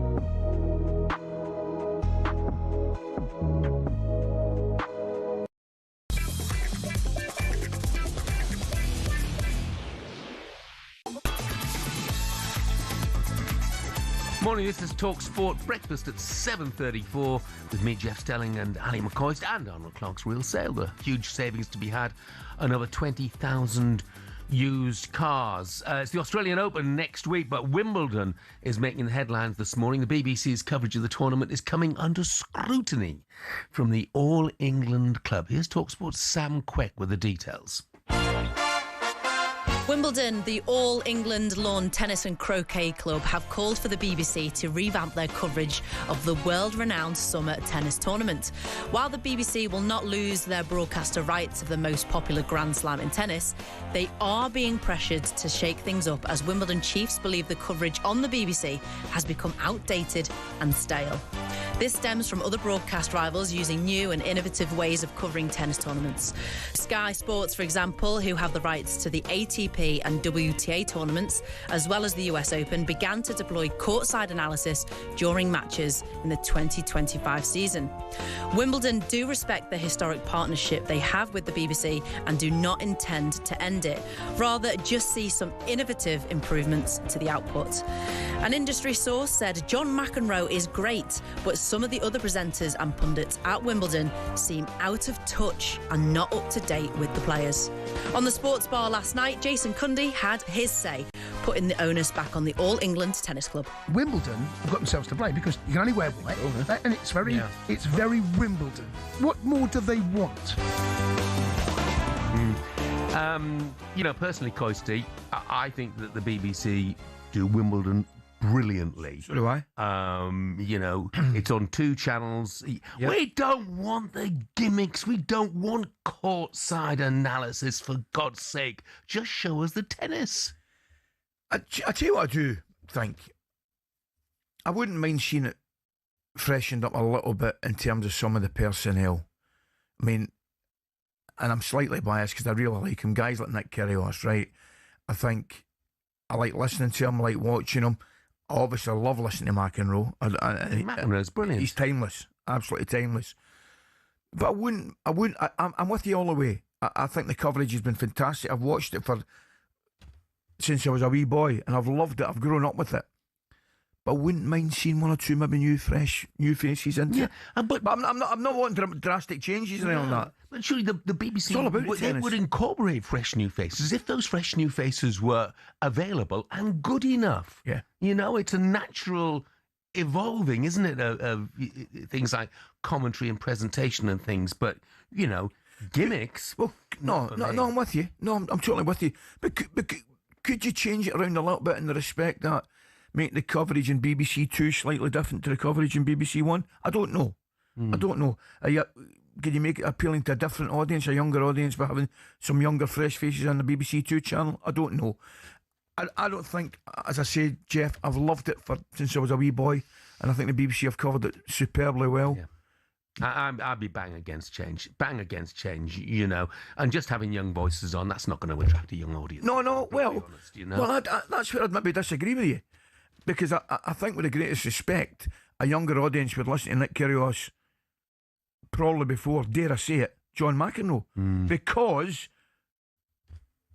you know, Kyrgios is more recent. It's as simple as that. I'm not saying for a minute he's a better player or a better character. I was going to say that's the thing. It wasn't within light years. Yeah, no, not at all. Not at all. But I think the younger generation can probably relate to him a little bit more. Sean agrees with you, of course. He says the LTA are right about their Wimbledon coverage. Same with the snooker. Dennis Taylor and John Virgo have had their day out of touch with the modern game. He also says Alonso to Spurs, please. Right now, huge night of Carabao Cup action this evening. The holders Newcastle back in action against Man City. Memories of this day surely in the Geordies' minds. Murphy with a header down to Isaac. Boom, it's a second goal. It's another goal for Newcastle United. It's converted from 10 yards out by Alexander Isak.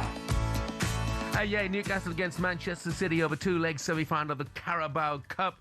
Let's get more on this and say good morning to the chief football reporter at the Daily Mail, Craig Hope. Morning, Craig. Good morning, Craig. Morning, Ali. Morning, Jeff. So, look, Craig, I was looking at the team at the weekend for Newcastle, and Eddie went with Visser and Voltemade, both starting. Would he be bold enough to do that against a City side who are a bit short on defenders? I don't think so. This was something we obviously probed with him post-match on Saturday. And while he gave the public what the public wanted in terms of Visser and Voltemade starting together, being on the pitch together for the first time, I don't think he necessarily thought it worked. And you can probably find the source of that in the fact that they conceded 22 shots, 13 of those on target against Bournemouth. Eddie likes the assurance of his three-man midfield. He's absolutely convinced that is the best way to operate, his preferred strategy. Now, he went 4-2-3-1 on Saturday. Did it involve Nick Voltemade more in the areas he likes in that number 10 pocket? Well, yes, it did, but I think it was at the expense of a little bit of solidity in midfield. Tonight, guys, would expect them to return to the 4-3-3. I would expect Eddie to pick one of Voltemade or Visser, and I think he'll go with Johan Visser. I tell you what they would settle for, Craig. I tell you right now. Two of the best performances I've seen for Newcastle in recent years, with the semi-final ties against Arsenal, Isak in particular, was outstanding. I thought both those games they were brilliant. Ali, they were incredible. They really were. And you look back on Eddie Howe's 4 years and you'd struggle to pick two finer nights in terms of the occasion in his management of the team and the application of the players than the semi-final down at Arsenal, followed by the second leg up here, 2-0 victories. Quite incredible, given Arsenal went into those ties as strong favourites. And they're going to need that tonight. Eddie won't thank me for saying this, but the second leg down at Manchester City in 5 games at the Etihad under Eddie Howe, Newcastle have lost with a cumulative score of 14-0. That tells you they're going to need a result tonight, and I think they can get it. You've been there on those big nights under the lights at St James's Alley when crowd and team come together. They know they're going to have to produce something special tonight. They know they're going to have to take a winning advantage down in that second leg in 3 weeks' time. And I think we will see another one of those special occasions. St James's Park, right now, guys, it's not like a football ground. It's like a theme park. It really is, given the last two against Leeds and Bournemouth. It's tremendous fun. I think it will be again tonight, but they do need that advantage. Yeah, one thing we almost certainly will see tonight is Antoine Semenyo, which will surprise a lot of people because they would have thought that maybe he'd be cup-tied, having already played in the competition once this season. I guess Eddie Howe not best pleased at this particular rule change which would allow him to play tonight. No, he wasn't, and he didn't hide that yesterday. And you've only got to think back 3 seasons, guys, to the Newcastle final against Manchester United when they were beaten at Wembley. Now, who did they play in goal that game? They played Loris Karius. Why did they play Loris Karius? Because Martin Dubravka was cup-tied. So there you go. Newcastle have fallen foul of this rule. Anthony Gordon was also sat in the stands that day because of the same cup-tied rule. Now, Eddie didn't actually know it had changed until he was informed Antoine Semenyo was starting tonight. So there you go. No, Eddie wasn't best pleased. I don't know what you guys think of. I'm not particularly pushed myself either way. You've got to go out there and beat 11 players on the pitch. But yeah, when we pushed Eddie on it yesterday, he didn't sit on the fence. He said no, he wasn't a fan of it. I think he's got a point, to be honest with you, Craig. You touched on it, and I'm just looking at stats, and I didn't know they were that good. Newcastle unbeaten in their last 13 at St James's, and you touched on it. That'll be the place. Sadly, I won't be at that game tonight, but I'll tell you right now, I won't be missing it. The atmosphere will be absolutely electric, mate. It will be as well. And do you know what? They've won 4 on the spin in all competitions if you take that penalty shootout victory over Bournemouth on Saturday. And are they playing well? Are they playing wonderful, fluent football whereby you'd look at Newcastle and say they're back to the very best? No, they're not. But I've watched a lot of football over Christmas. I don't think any team is. And there's something to be said for what Newcastle are getting by on right now.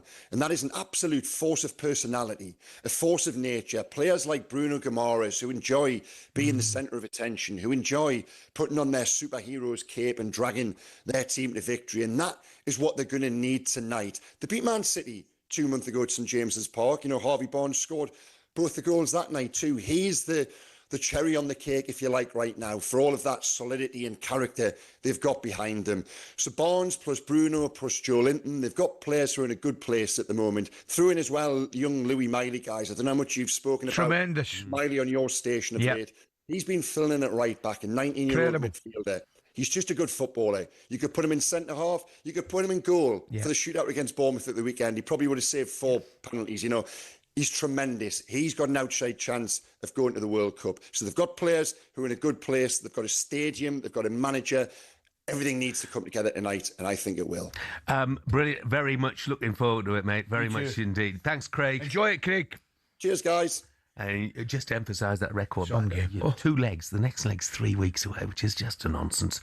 But it is what it is. Craig mentioned Newcastle's recent record at Man City. They've actually lost their last 10 at City in all competitions, 10 on the bounce. So they need to do it tonight. You can hear commentary of Newcastle United against Man City live on talkSPORT, coverage from 7 with the kick-off at 8. Texting about the tennis coverage, said the Sky Sports tennis channel with Laura Robson and Tim Henman works excellently. Get them paired up in Wimbledon.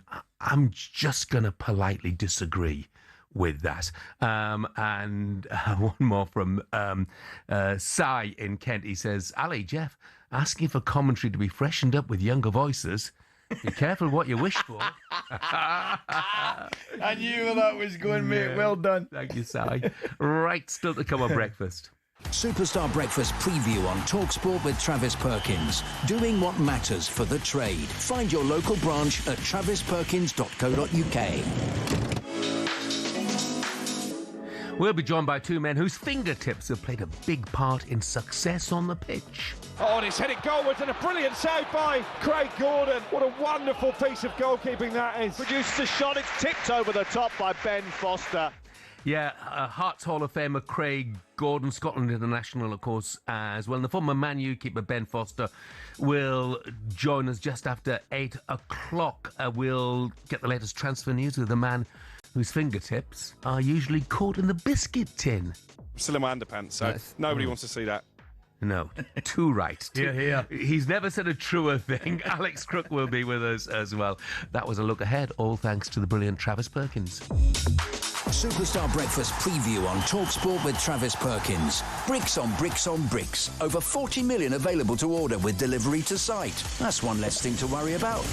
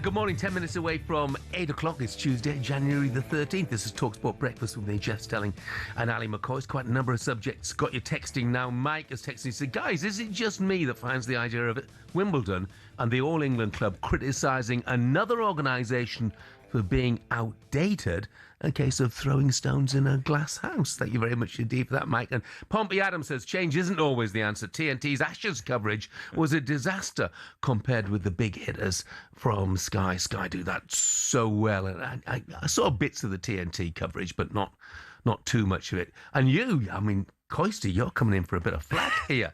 Dan the trucker, Ali, you're not going to tonight's game. Shocking, he says. You should be ashamed of yourself. And on X, Andy's sent me a message, says, hold on, big semi-final tonight, and Ali isn't working on it. Game's gone. Apologies, lads. It won't happen again. Yeah, disgraceful. I will be watching. I can guarantee you that, boys. You could get there tonight and be back down tomorrow morning again, couldn't you, for the breakfast show? Leave me alone. I'll be watching it. You know where I'll be watching it. With some chicken wings. Other headlines this morning. Michael Carrick's expected to be confirmed as the interim Manchester United manager later today. United, would you welcome Carrick's appointment till the end of the season? 03717 223344. The PGA Tour has opened the door to the return of major winners John Rahm, Bryson DeChambeau and Cam Smith from Live Golf after accepting Brooks Koepka back on the American circuit. I was never a fan of Liv, and it looks like it's beginning to crumble, Coisty. It does a little bit, I've got to say. I'm with you, mate. I was never a fan of it at all. In fact, I don't think I've watched it, to tell you the gospel truth. No. Well, I don't know anybody who has, really.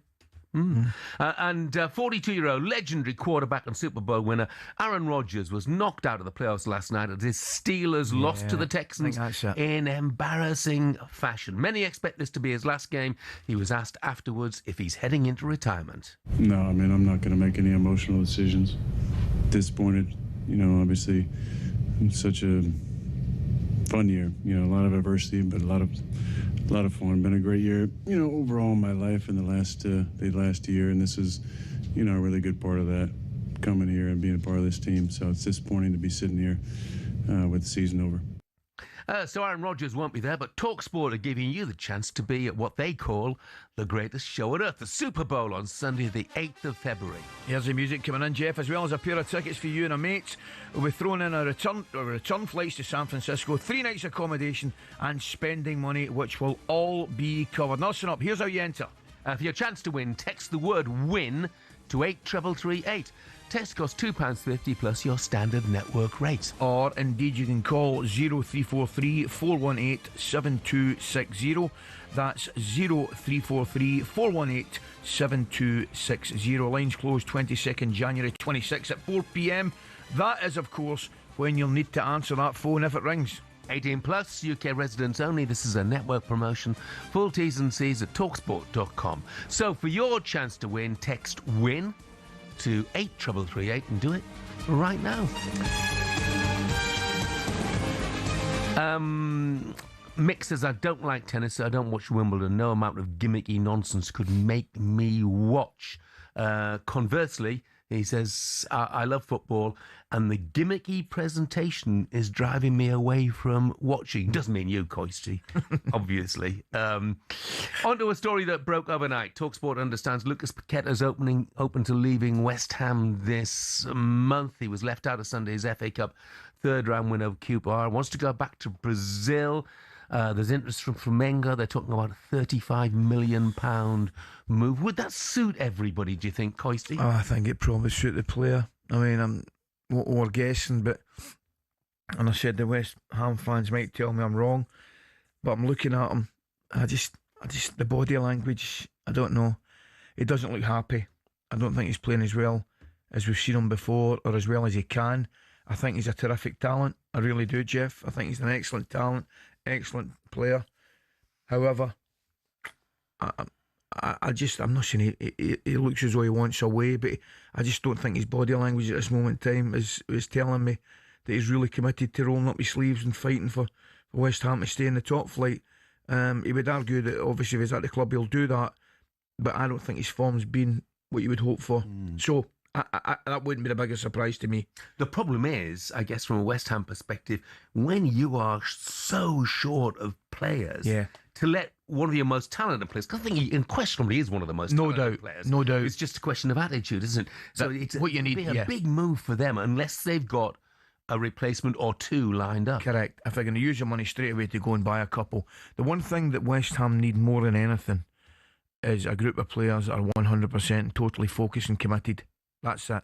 They have to be focused and committed. Now, I'm not saying up for a minute that he's not, right? And because I would never accuse him of not being committed to the cause, because he probably is. But it looks to me, I'm not saying his heart's not in it. It looks to me more as if his head's somewhere else. He hasn't been the same player, obviously. No, he's not. So the betting charges. Correct. And he's just not been the same player since then. I couldn't agree more. Yeah. And I think, would it surprise you if he moved? No, it wouldn't. Not in the slightest. No, and I think... What would surprise me if they don't use the money to go and get a backup or sell another couple of players? I mean, it's going to sound daft, isn't it? But £35 million. You're struggling to find real quality, aren't you? Sort of Premier League status saving quality. But we've already said, I don't think you're going to get the £100 million player that's going to go there anyway. No, that's right. That is right. Yeah, absolutely. Back to Wimbledon. James says, and this is decent text, by the way. For Wimbledon, the BBC should look at how Sky Sports Cricket covers a test match at Lord's. It still keeps the tradition of the occasion and venue while using technology to break down the technical side with their experts for the viewer to help appreciate the skills on show. For a similarly technical game like tennis, they could use the natural breaks in play to dive into technical analysis in a similar way. And that's from James in Cardiff. I think they try and do that already, don't they? Yeah, I think they attempt to do it. But I do take his point. I've got to say the coverage and the cricket lads is absolutely first class. I've enjoyed it for a long time. It's just it's getting the balance, isn't it? It's getting the balance of keeping the history, keeping the tradition, but at the same time moving with the times, Jeff. Yeah, there's that balance that has to be found. There's another text here saying the reason the majority of people watch tennis for the 2 weeks of the year that they do is the pomp and ceremony and class the BBC has brought to the event down the years. Do not change a thing. So it's a pretty divisive sort of opinion, this, isn't it? The one thing that, with a great respect, the one point that's made there, which is probably an excellent one, do the vast majority of the public watch tennis throughout the year? Or is it, as we've seen on numerous occasions, the tennis courts are absolutely filled with kids the 2 weeks during Wimbledon and probably the 2 weeks after Wimbledon? And then are they filled with kids after that and before it? Probably not. Yeah. Toby's texted and he says, talking of tennis pundits, a couple of years ago I went to a small jazz and funk gig in London. There were only about 75 people there. And at the end, they invited me and a couple of others to come on the stage and join the band for the last couple of songs. There was a big guitar solo for one of the songs, and I thought I would record it for my old man, as he loves his guitar. And I was standing just next to the guitarist. It was only then that I turned around and noticed it was John McEnroe shredding it, and no one else there recognised him. Yeah. He plays a back guitar, John. Absolutely. Yeah. And by the way, when it comes to punditry, whichever sport, tremendous. He's right up there. He's right up there with absolutely the tremendous. Brilliant. Agreed. Coming up, we're joined by a man who played alongside Michael Carrick to find out if under his management United have any chance of getting Champions League football. Ben Foster's next.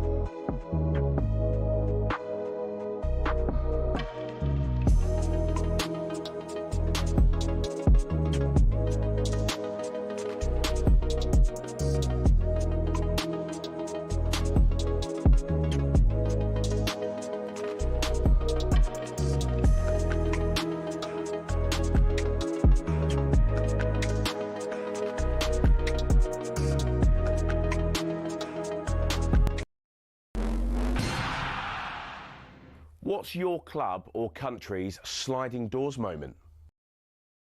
Its meaning originating from the 1998 rom-com of the same name, a sliding doors moment in football terms is simply a question of what might have been.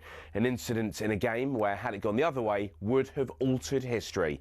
For example, say John Terry had scored that penalty in Moscow in 2008. Chelsea would have been European champions and Avram Grant would have the biggest medal in continental club football to his name.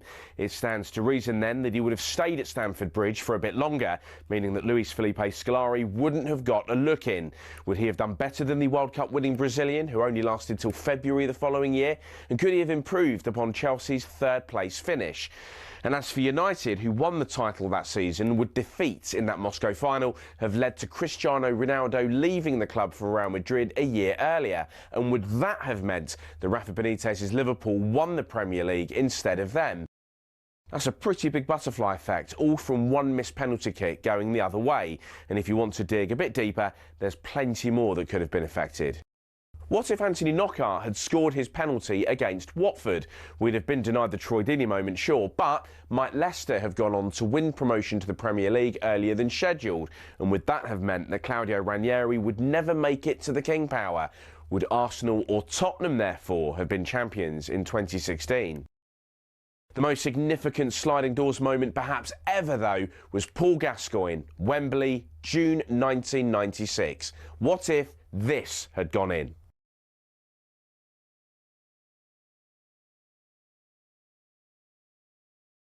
That golden goal would have sent England to the Euro 96 final against Czech Republic. 30 years of hurt could well have come to an end.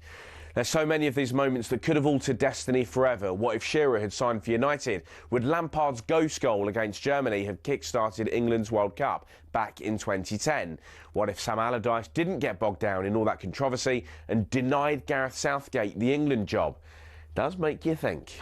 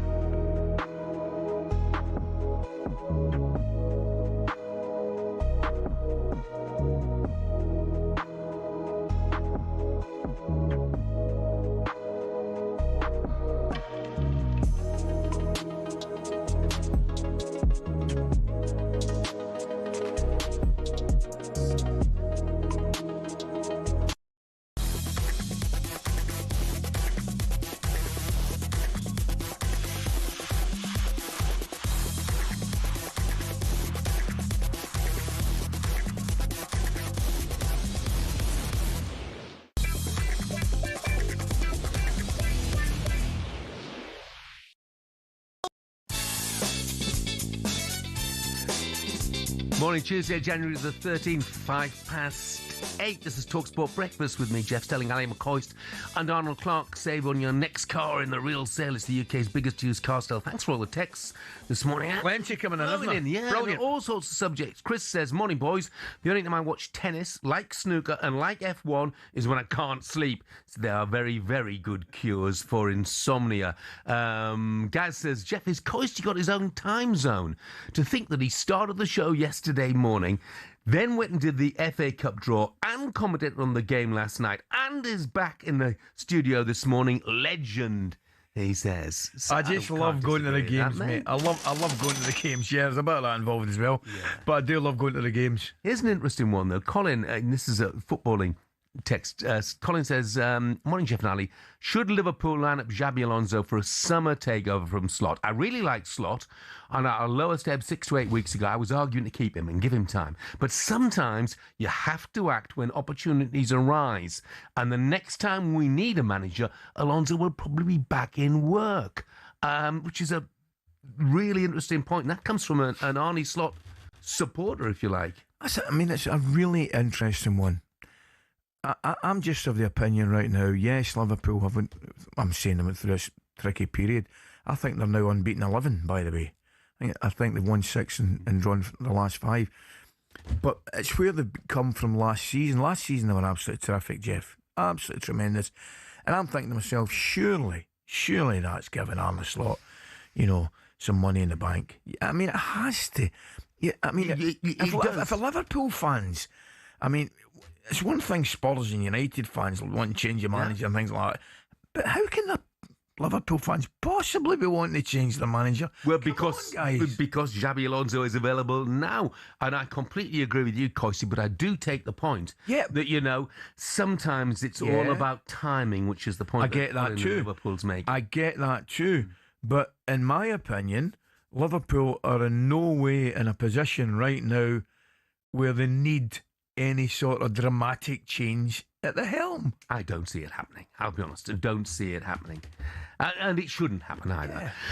On the way this morning, then, we'll be diving into the world of goalkeeping in just a moment. Craig Gordon's heroics on Sunday as the 43-year-old came off the bench to produce the save of the season. Ah, yes. To keep Hearts clear at the top of the table. And we'll also find out which English centre-back could be on his way to West Ham. Could be interesting. All that to come and much more. Right now, though, quite a week for Manchester United. The FA Cup defeat to Brighton, of course. We had then Darren Fletcher in charge on an interim basis. Now reports suggest he's going to be replaced by Michael Carrick, also on an interim basis. An announcement expected either today or tomorrow. Let's get more on this. I'm very pleased to say very good morning to former Man U goalkeeper, a man who played with Michael Carrick, actually, Ben Foster. Morning, Ben. Good morning, Ben. How you doing? Yeah, good, thank you. Morning, lads. Morning, everybody. Look, let's not go into the interim replacing an interim once again, but focus on Michael Carrick. You know him. How well suited to the job do you think he'd be, and how well do you think he did at Borough? I think he's perfect for what they need right now. Whether it's long term, I think that remains to be seen. The next sort of 4 months of the season will tell us all we need to know. But for now, he's just nice and calm. Michael is. He really is. He's nice and calm. He never gets too excited. Never gets too carried away. He's the kind of person where you never really know what he's thinking because he is so calm and he's always got it under control. You never really know what he's thinking. And I think that carries a weight of respect, if you know what I mean. And I think him going into that dressing room, I think the lads will look up to him a little bit. And whether it's the answer or not, like I say, I think the rest of the season is going to prove that for us. Ben, tell me, mate, how difficult is it, do you think, for Manchester United players right at this moment in time, getting into that dressing room, getting into training every day, and more importantly, getting out onto that pitch? Because I'm looking at it, and I said to Jeff a few weeks back regarding the signings, I like to look at, I know they've got a few away, Amadiala's away, and AFCON as in Buema's the exact same, but I looked at the signings, particularly in forward areas. Sesko aside, who incidentally the last couple of games has looked livelier, but I looked at the signings and I'm saying to myself, for the first time in a little while, they actually look like United players, and you know what I mean by that. Obviously they can play and they're talented, but they can handle playing at United. Are United players at this moment in time, they're clearly not handling playing at United? I think it's the hardest club in the world to play for, Manchester United. The media attention that they get is so intense, and unless mentally you're able to cope with all of the noise, then you're on the back foot from the get-go. I've seen Man United sign 9 out of 10 ability-wise players, and as soon as they put that red shirt on, it turns them into a 6 out of 10. The weight of it is so heavy. And I think that's what they need to start really identifying first and foremost. Is obviously the world-class players. You need world-class players, but you've got to have people that are able to deal with it. I mean, I've been there myself. I put a Manchester United shirt on and I felt that weight and I couldn't deal with it. I like to think I'm a fairly grown-up kind of together person. I couldn't deal with the weight of it. So I really do feel for a lot of these Manchester United players. If you look at the quality though, I was watching the Brighton game the other night, and man for man, in fairness, Brighton, you sort of like half a dozen and 6 of each. They're very sort of similar ability-wise. I just think the gap has closed so much now in football that Manchester United fans, probably most football fans, Liverpool, they've got no divine right to expect results and 3 points and trophies come the end of the season anymore. See, I think that's brilliant, but I've got to say, because there'll be supporters. I'm understanding you and I'm getting it 100%. But there'll be supporters up and down the country, football fans up and down the country saying, well, what are you talking about? It's just a matter of putting on a jersey, going into training and doing your work. But it is more than that, mate. The noise is phenomenal, isn't it, Ali? The noise is absolutely, it's everywhere. It's like this morning, you know, Manchester United, they haven't played for a couple of days, but they're still the first topic. Yeah. The first topic that people want to talk about and they want to hear about, and have they got the new manager yet? Or he's just been sacked, and apparently he wants to move. So there's always some sort of noise about it. Everything is scrutinised so much, and obviously with the rise of social media, people just have this weird little portal into these players' lives now, which was never used to be there. It never used to be there, but now they can get at people. And I think the young kids who have grown up on the mobile phones, they are susceptible to reading that kind of stuff as well. I know what you mean, Ben, completely about the weight of the shirt, but isn't the truth of the matter that a lot of these United players, I mean, they're not just world class, they're just not good enough. I think they've got some world-class players. I think across the board, though, there are better squads. There's probably 3 or 4 or 5 better squads of players. But I just think that as soon as they do go out onto that pitch, they have to deal with an awful lot more pressure. Ben, you know what I'm going to ask you? Outside of Bruno Fernandes, who are their world-class players? Mateus Cunha. I'm having Mateus Cunha right up there. I think Brian Mbeumo, when he's fit and popping as well, I'm having Brian Mbeumo all day long as well. By the way, centre-backs got a World Cup medal as well into the bargain. You think he's world class? I don't know. I don't know if he is, but he's got a World Cup medal. Yeah, but that doesn't necessarily make you world class. It means you're part of a World Cup winning team. It's not bad to have in your CV, right enough. No, of course it's not. I think this just all goes back to, if you're looking at squad, look at the Brighton squad against them the other day. They might not have better individuals, but as a team, collectively, I think they all work better together, seamlessly work better together. They gel more. They can play more off the cuff. They play without this fear. And that's the bit that holds a lot of Manchester United players back. Like Man United have signed world-class players for. They've signed World Cup winners. And as soon as they put that shirt on, even World Cup winners, you watch them, Casemiro, and you think, wow, like, you're not the player that we used to watch at Real Madrid. Yeah, completely. Look, and Casemiro, by the way, would be one who was world class, but maybe is now. Ben, look, it's a fascinating conversation. Thanks very much indeed, mate. Enjoyed that, Ben. Thanks, mate. Before I go quickly, can I just give a shout out to Craig Gordon? I know you lot are going to talk. Yeah. Oh, hey, what a shame, eh?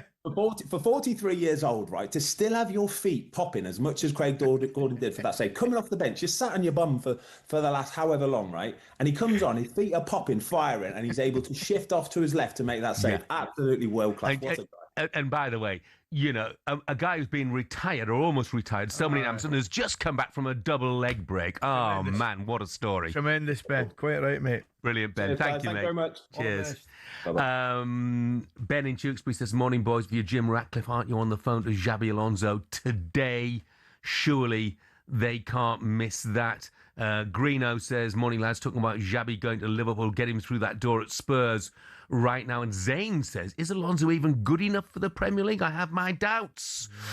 Ooh, Zane, I think if he was given the chance, he would certainly prove you wrong. Ben's being back on. He says, Cunha, world class, and Boomo. Has Ben Foster just come in from a night on the town? Just his opinion, Ben. Just his opinion. Coming up, we will find out if Ali's son, or as he likes to call him, the big un, could be facing Celtic this weekend in the Scottish Cup after he signed on loan for Auchinleck Talbot. That's next.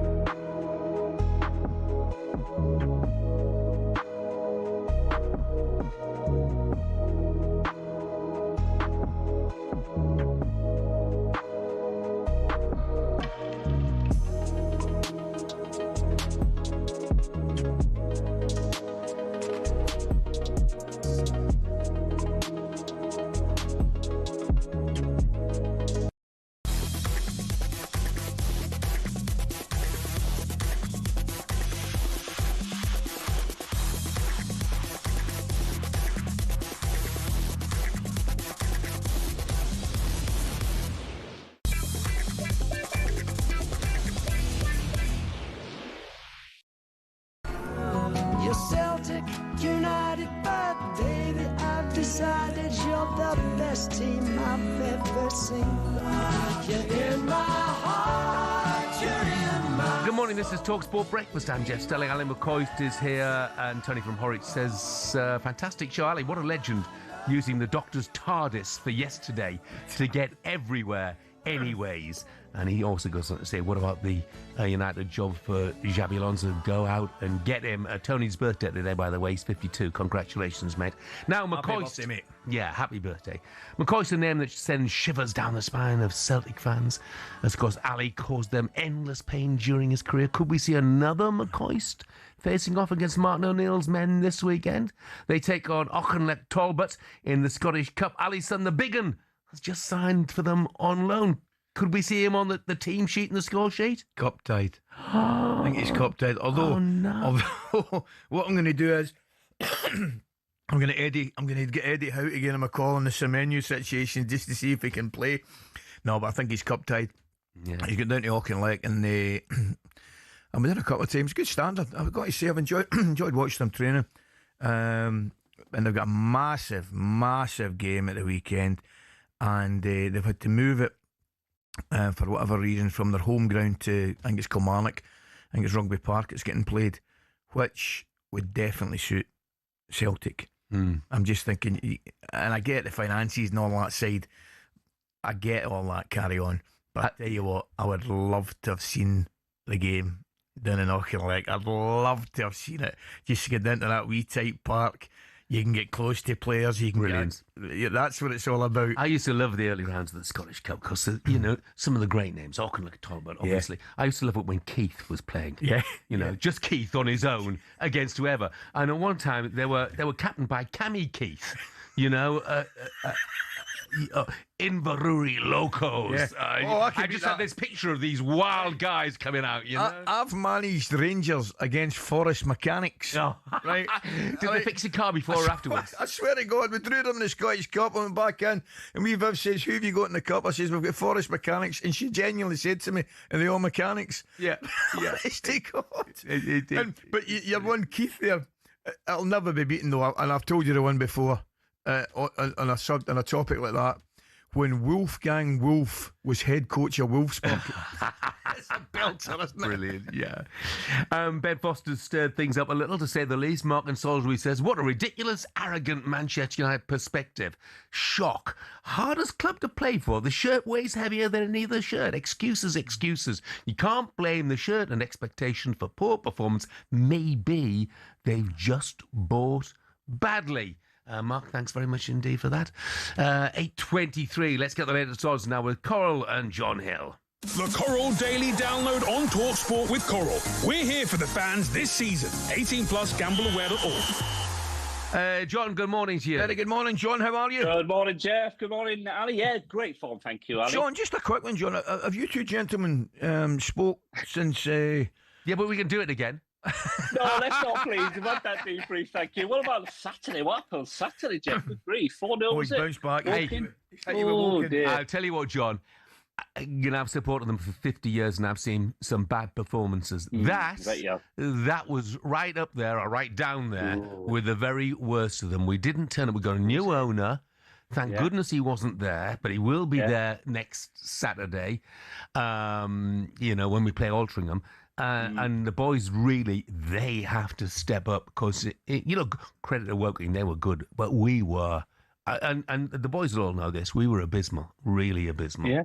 John, just a quick one. Before we go on to tonight, I hope I'm not throwing you a curveball. After the draw last night, and obviously Liverpool going home, Hagen threw a big apart against Barnsley to play Brighton. What are the FA Cup odds? Yeah, no, they've absolutely got those in front of me. But at the moment, it's 7-2 joint favourites, Arsenal and Manchester City. Liverpool 6-1, Chelsea 15-2, Villa 10-1, and Newcastle 14-1. So, they're the FA Cup draw. Great draw for some clubs yesterday. Great for Macclesfield. Another home tie for them. Is it Brentford they got? So fantastic. John, I mean, I might put you in it here, but we were talking yesterday to Steve-O, and he was telling us that actually Macclesfield were a shorter price to beat Crystal Palace than Barnsley were to win at Liverpool last night. So what sort of price would they be to beat Brentford? Yeah, I think they'd be around about 8-1, 6-1 at home, which it sounds incredible. I know they were 10-1 to beat Palace, but just at home and with the visitors likely to field a weaker team, just never know. There could be another upset on the cards. And look, the FA Cup is the beautiful competition in the world, isn't it? It really is, and it's just great that it's still got that cup upset in there. It really is, isn't it? Because a lot of the cup competitions around Europe, they're gone. They really are. They just don't get these kind of upsets. They don't get these kind of crowds, and clubs doing so well. So great, the FA Cup's still alive, and good luck to Macclesfield in the next round. We've got a great game tonight, and neither of those two teams will be 8-1 or 10-1. These two teams tonight, what a game we've got. Yeah, great game. Newcastle, Manchester City, the holders. Newcastle and obviously Manchester City have a great record in this competition. Very little between them in the betting. Newcastle 17-10 to win at home, first leg, of course, and City 29-20. Very difficult to say who could qualify as well. Probably just shade City, the favourites. And in the outright market, obviously, Arsenal still going for 4 trophies. Simon Clare, our big Arsenal fan, he'll be delighted to hear that. They're 66-1 to win the quadruple this season. Very difficult to see them win all 4 trophies, isn't it? But they're still alive, boys. Yeah. Far more importantly, who Rochdale got next then, John? Well, we're playing Tamworth tonight, the FA Trophy. I know, obviously, Hartlepool are out of that competition. You were beaten by, we were talking about those names before. Was it Anstey Nomads or something? Anstey Nomads, yes. That's it. No disrespect to them, I have to say. I've never heard of them, I have to say. We put them on the map, mate. We did. You certainly have with that defeat. Yeah, so Tamworth away at the Lamb Ground tonight, and then we're up to Gateshead on Saturday, up there at North. So that's going to be a chilly one, no doubt. Always cold up there at Gateshead, and that won't be an easy game, no doubt. John, just a quick one, mate, before I let you go. A lot of people want new bosses, whether it's Spurs, whether it's Manchester United. Somebody's got a new boss, Harry Cobden. Yeah, fantastic for him as well. Former champion jockey, landed in that coveted role as JP McManus's number 1 jockey. And look, a lot of top jockeys have had that over the years, haven't they? You think JP McCoy, Barry Garrity, the very best. You're quite right, Ali. So this is a great role for him, and no doubt he'll, pick up some great rides at the festival. You think of, I know the way you're thinking, the Gold Cup winner, Factor File. There's some great horses that JP's got in his stable. So yeah, great for him. Really delighted for him, and I'm sure he'll be riding plenty of big winners for under the green and gold silks. Very best of luck to him. John, thanks very much indeed. Thanks for your time, John. Cheers, boys. Have a good day. Thanks, mate. And that was a look at the latest odds with Coral 18+, gambleaware.org. Wollaston Village FC. Haven't heard from them for a while. They've messaged me on X, said, weight of the shirt? I'll not have to deal with the weight in the shirt. We play a fat back four. Absolutely brilliant. Tremendous. And Dane, who's a Man U fan, he's lit the blue touch paper and stood back. He said, the only manager that can sort out Manchester United problems that stem from the very top is Eddie Howe. They need to break the bank and get Eddie down into Lancashire, and away we go. Newcastle reaction, no doubt, about to come up on text to that. Also coming, we'll turn our attention to the transfer news, and stay tuned, West Ham fans. Which former Spurs centre-back could be on his way to the London Stadium? You'll find out next. The Coral Daily Download on talkSPORT with Coral. We're here for the fans this season. 18+, gambleaware.org.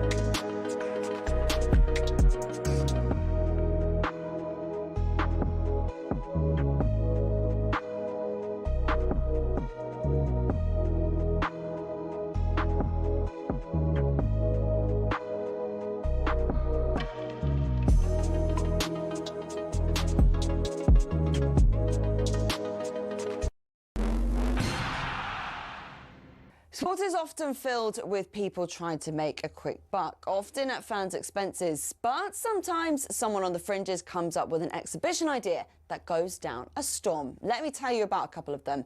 Mallorca 2007. Rafa Nadal and Roger Federer compete in what was dubbed the Battle of the Surfaces, a unique idea that reportedly almost got cancelled at the last minute when worms got into the grass. An 11th hour turf delivery got the match on, and despite some dodgy bounces on the new green stuff, Rafa and Roger slugged out a 3-set epic. Tennis has a history of exhibitions too, with the Battle of the Sexes in 1973 captivating audiences worldwide as Billie Jean King took on the former world #1 men's player Bobby Riggs, who talked down the women's game. Billie Jean King won. In motorsport, there was Monzanapolis in the 50s when American Indy cars went up against European F1 cars. But perhaps the best exhibitions have been the charity ones. In 1998, legends like Mike Atherton, Sachin Tendulkar and Glenn McGrath turned out at Lord's for a one-dayer in memory of Princess Diana. And since 2006, we've had Soccer Aid, which has raised an incredible amount of money. And if you get to see the likes of Jose Mourinho taking out Ollie Mers, then what's not to like?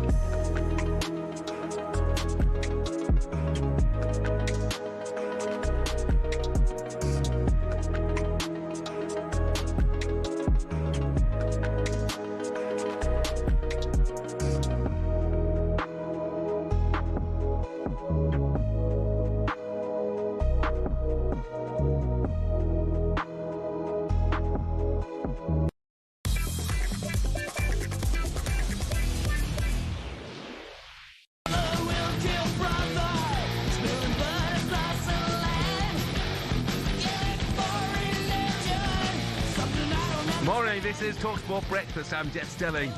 Ally McCoist is with me, and that, of course, was the wonderful Holy War's Punishment. Oh, Holy War's Punishment due by the heavy metal heroes Megadeth. It was. I cannot believe we've got Megadeth on talkSPORT Breakfast. Megadeth. Megadeth, yeah. Yeah, you're not a fan? I love them. One of the great American thrash bands. They're right up there with Slayer and Anthrax. Technically complex guitar work. I mean, I can't get enough of Megadeth. Get me out of here. Get me out of here immediately. It's garbage. Megadeth. Why are we playing it? Well, they've confirmed their final gig won't be at the O2 or Madison Square Gardens, but thank goodness, in space. That's just about far enough away from me. You are a fan, quite clearly. No, I'm not really. I've got to say I'm not really. I mean, that's just a bit. It's a bit too thrashy for me, right? I do enjoy my heavy rock, and I go as far as Rammstein. That's just a little bit over the top for me. Yeah, brilliant. That's tickled me. Or are we again? Are we again? In the blackest night. That's enough. Enough. I surrender.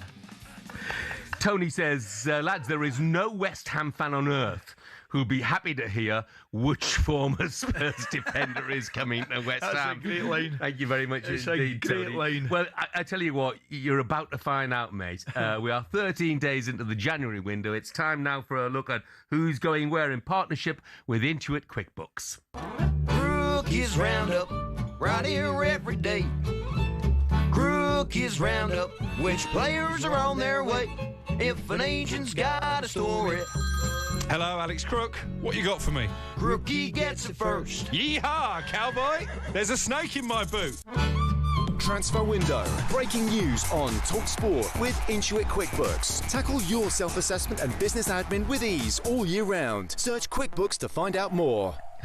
Crookie, morning to you. Crookie, tell me you've got Megadeth in your playlist. Funnily enough, no. I'm more of an S Club 7 man myself. Yep. You should have seen my sidekick's face there when that came on. It was priceless. I wish It woke me up, that's for sure. Oh, God. It really is. Anyway, never mind. Everybody's got different tastes. I get that completely. But I'm glad they're playing in space and nowhere near me.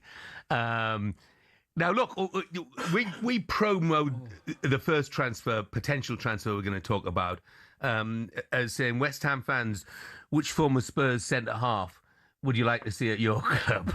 We got a pretty emphatic response, I have to say, on text, Crookie.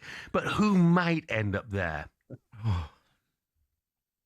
Yeah, there's certainly no love lost between the two clubs, is there? But Eric Dyer is the name that's being mentioned, obviously former Tottenham defender, former player there briefly under Nuno Espirito Santo during his short reign in charge. He's at Monaco at the moment, obviously having left Tottenham to go to Bayern Munich and did well in the Bundesliga.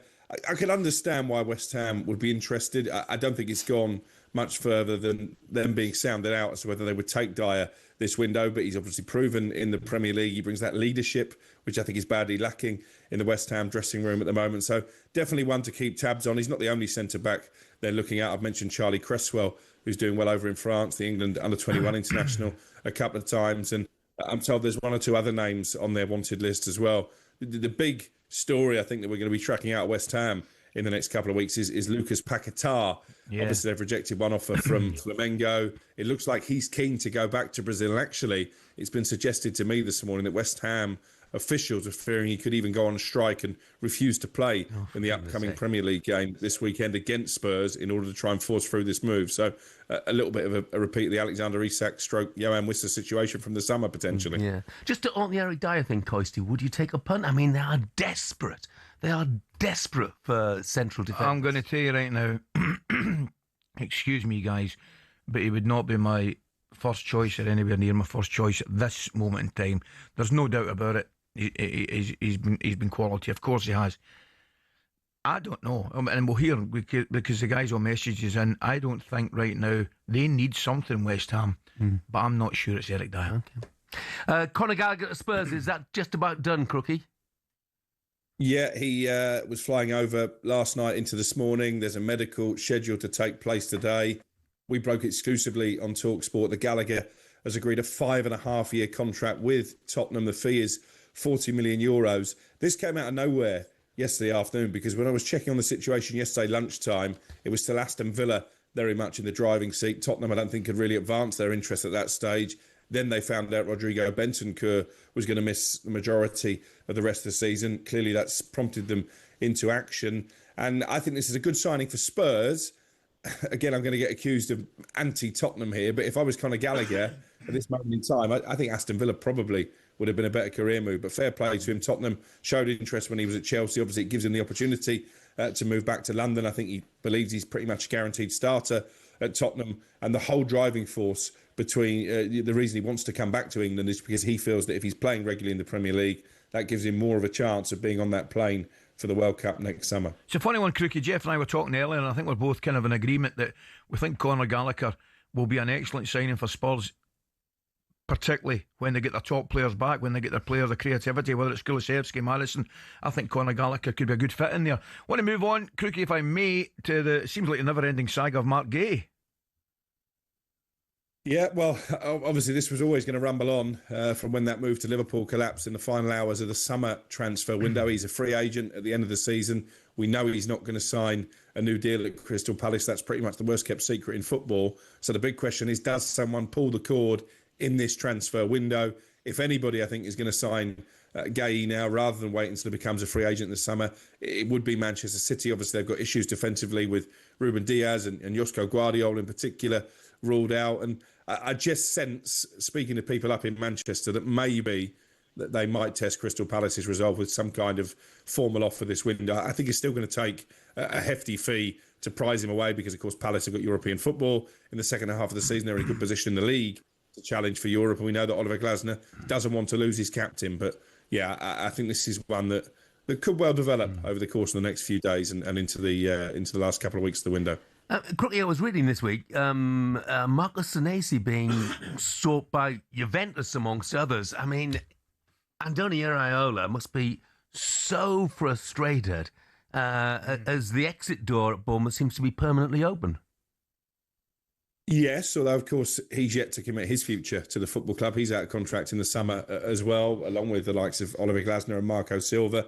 And at the moment, there's no clear indication as to whether he will stay at Bournemouth beyond this season. But you're right, they lost a lot of their key defenders in the summer. Obviously, Antoine Semenyo has gone to Manchester City, and Senesi, my understanding is, has turned down 4 offers of new contracts. So clearly he's not going to stay at Bournemouth. You're right, Juventus, one of the clubs monitoring the situation. Barcelona have been mentioned as well, and even Manchester United. And I guess if you are a Bournemouth fan, and Jeff, you'll know as well as anyone the journey they've been on, the fact that they are selling players to Real Madrid, to Liverpool, to Manchester City, and potentially now to Juventus or Barcelona, I think that tells you how far they've come. And it also tells you that if you are Bill Foley, the Bournemouth owner, and he does have ambitions to push for European football, it's difficult to keep players when clubs of that calibre come knocking, just in terms of potential incoming, because they're going to need to strengthen in this window. One player they are looking at is a midfielder from Ferencváros, Robbie Keane's club in Hungary, Alex Toth.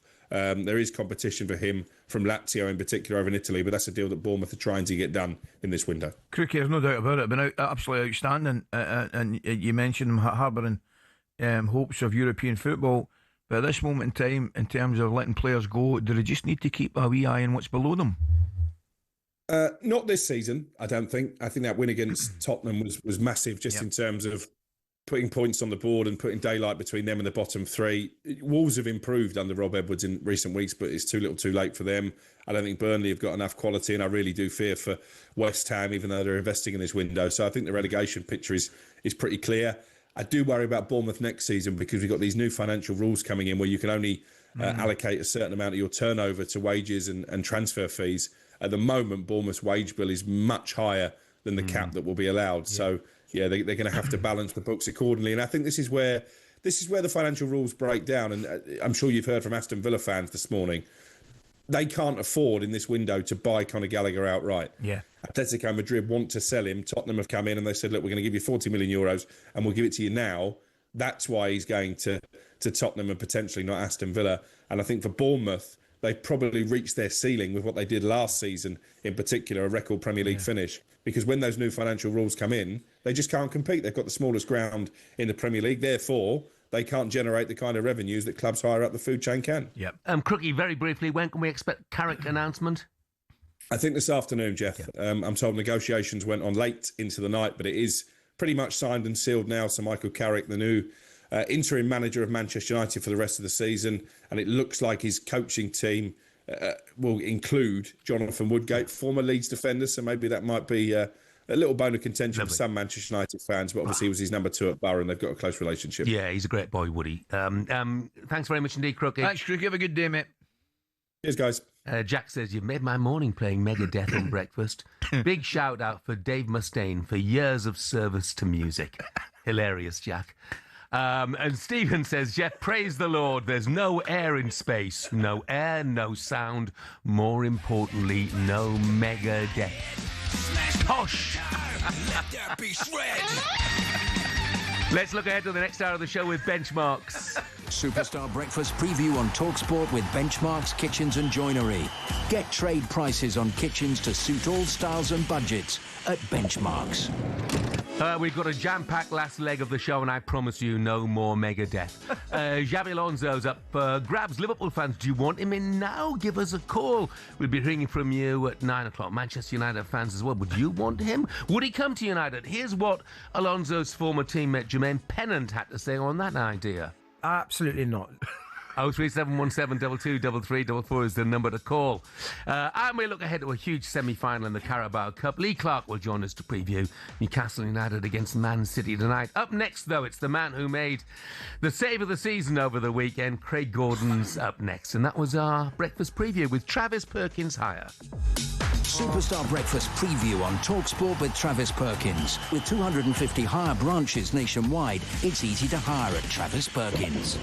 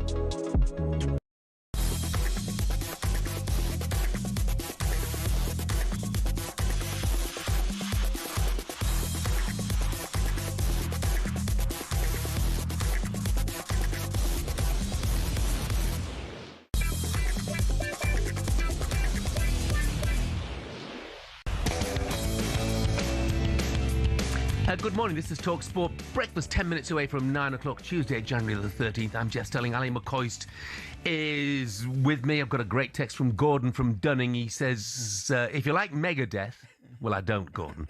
If you like Megadeth, you should check out Lawnmower Death.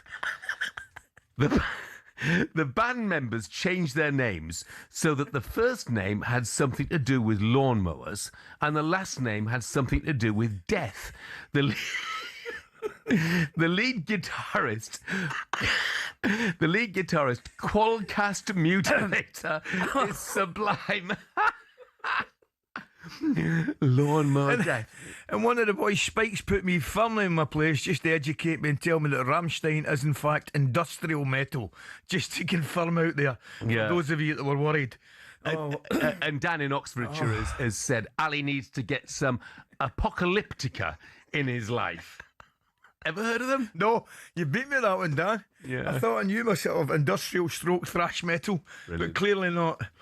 Right, one of the big stories of the season isn't happening down here, it's happening in Scotland. Not since Aberdeen 40 years ago has a team other than Celtic or Rangers lifted the SPL title, but Hearts are top of the pile at the moment. Clear of Rangers, game in hand as well. Celtic just a little bit further back as well. But the weekend, the story was all about Craig Gordon, 43 years of age. He'll be sick of everybody mentioning his age.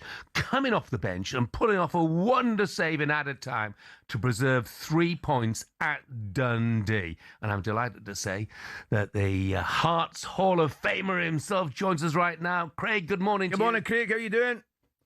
Morning, Jeff. Morning, Ali. How are you? We're in top form. Good, mate. Good. We're in top form, but how are you doing?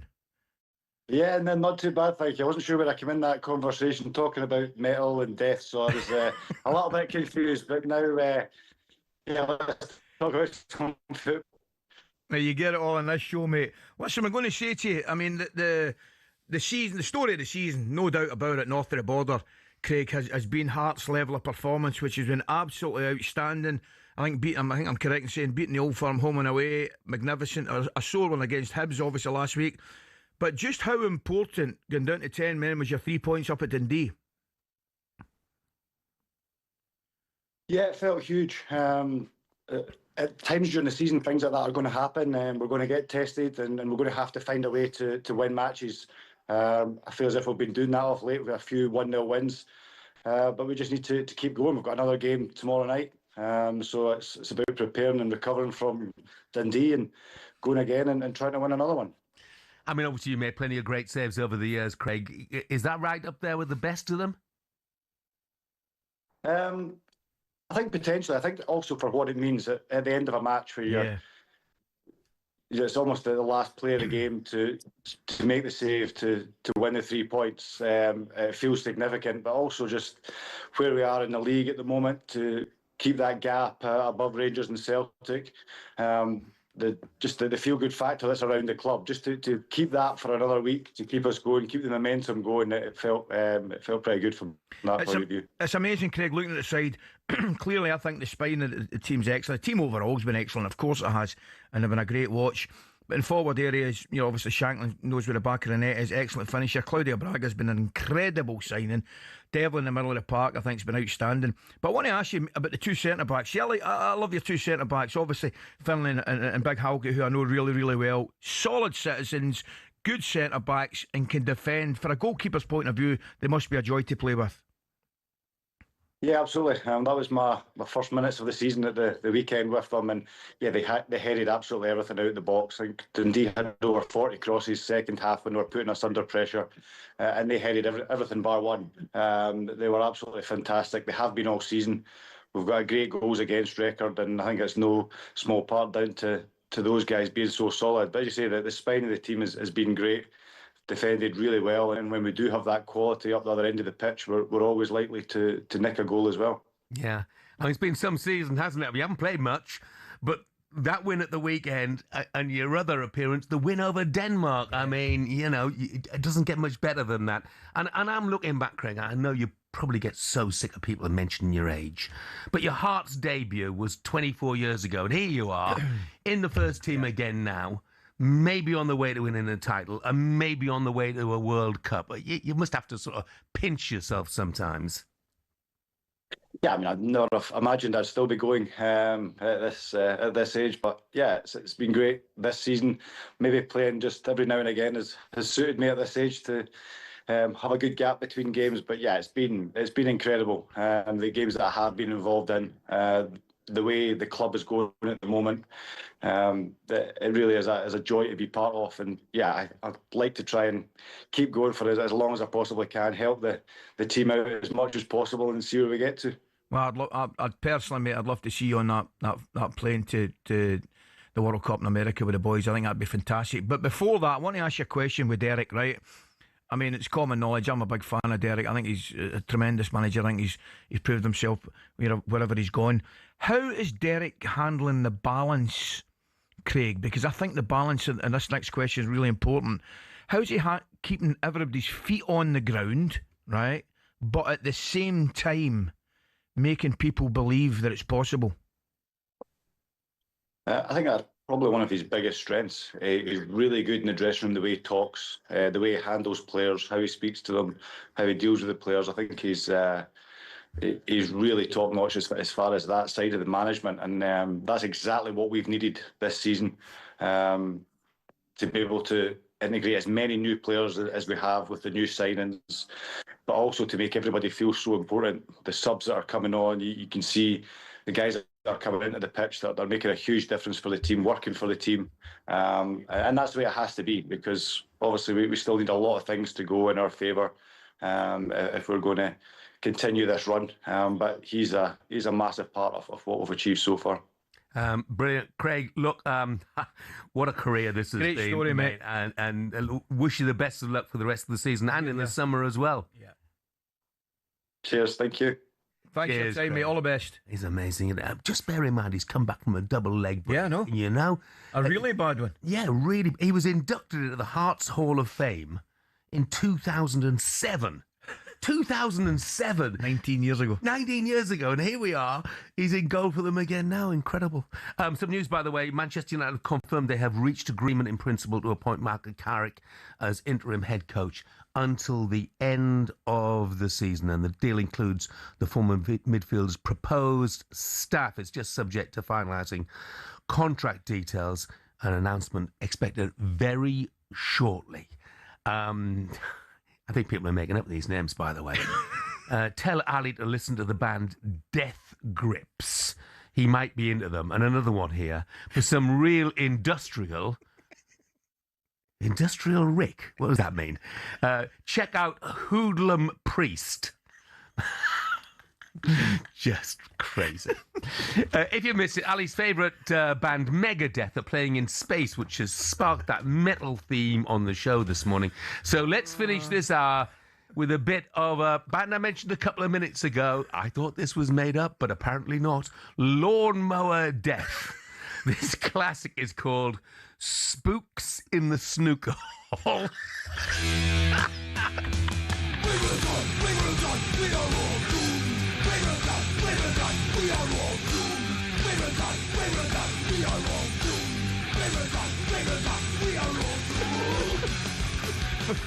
One of Len Gallagher's favourites of the minute.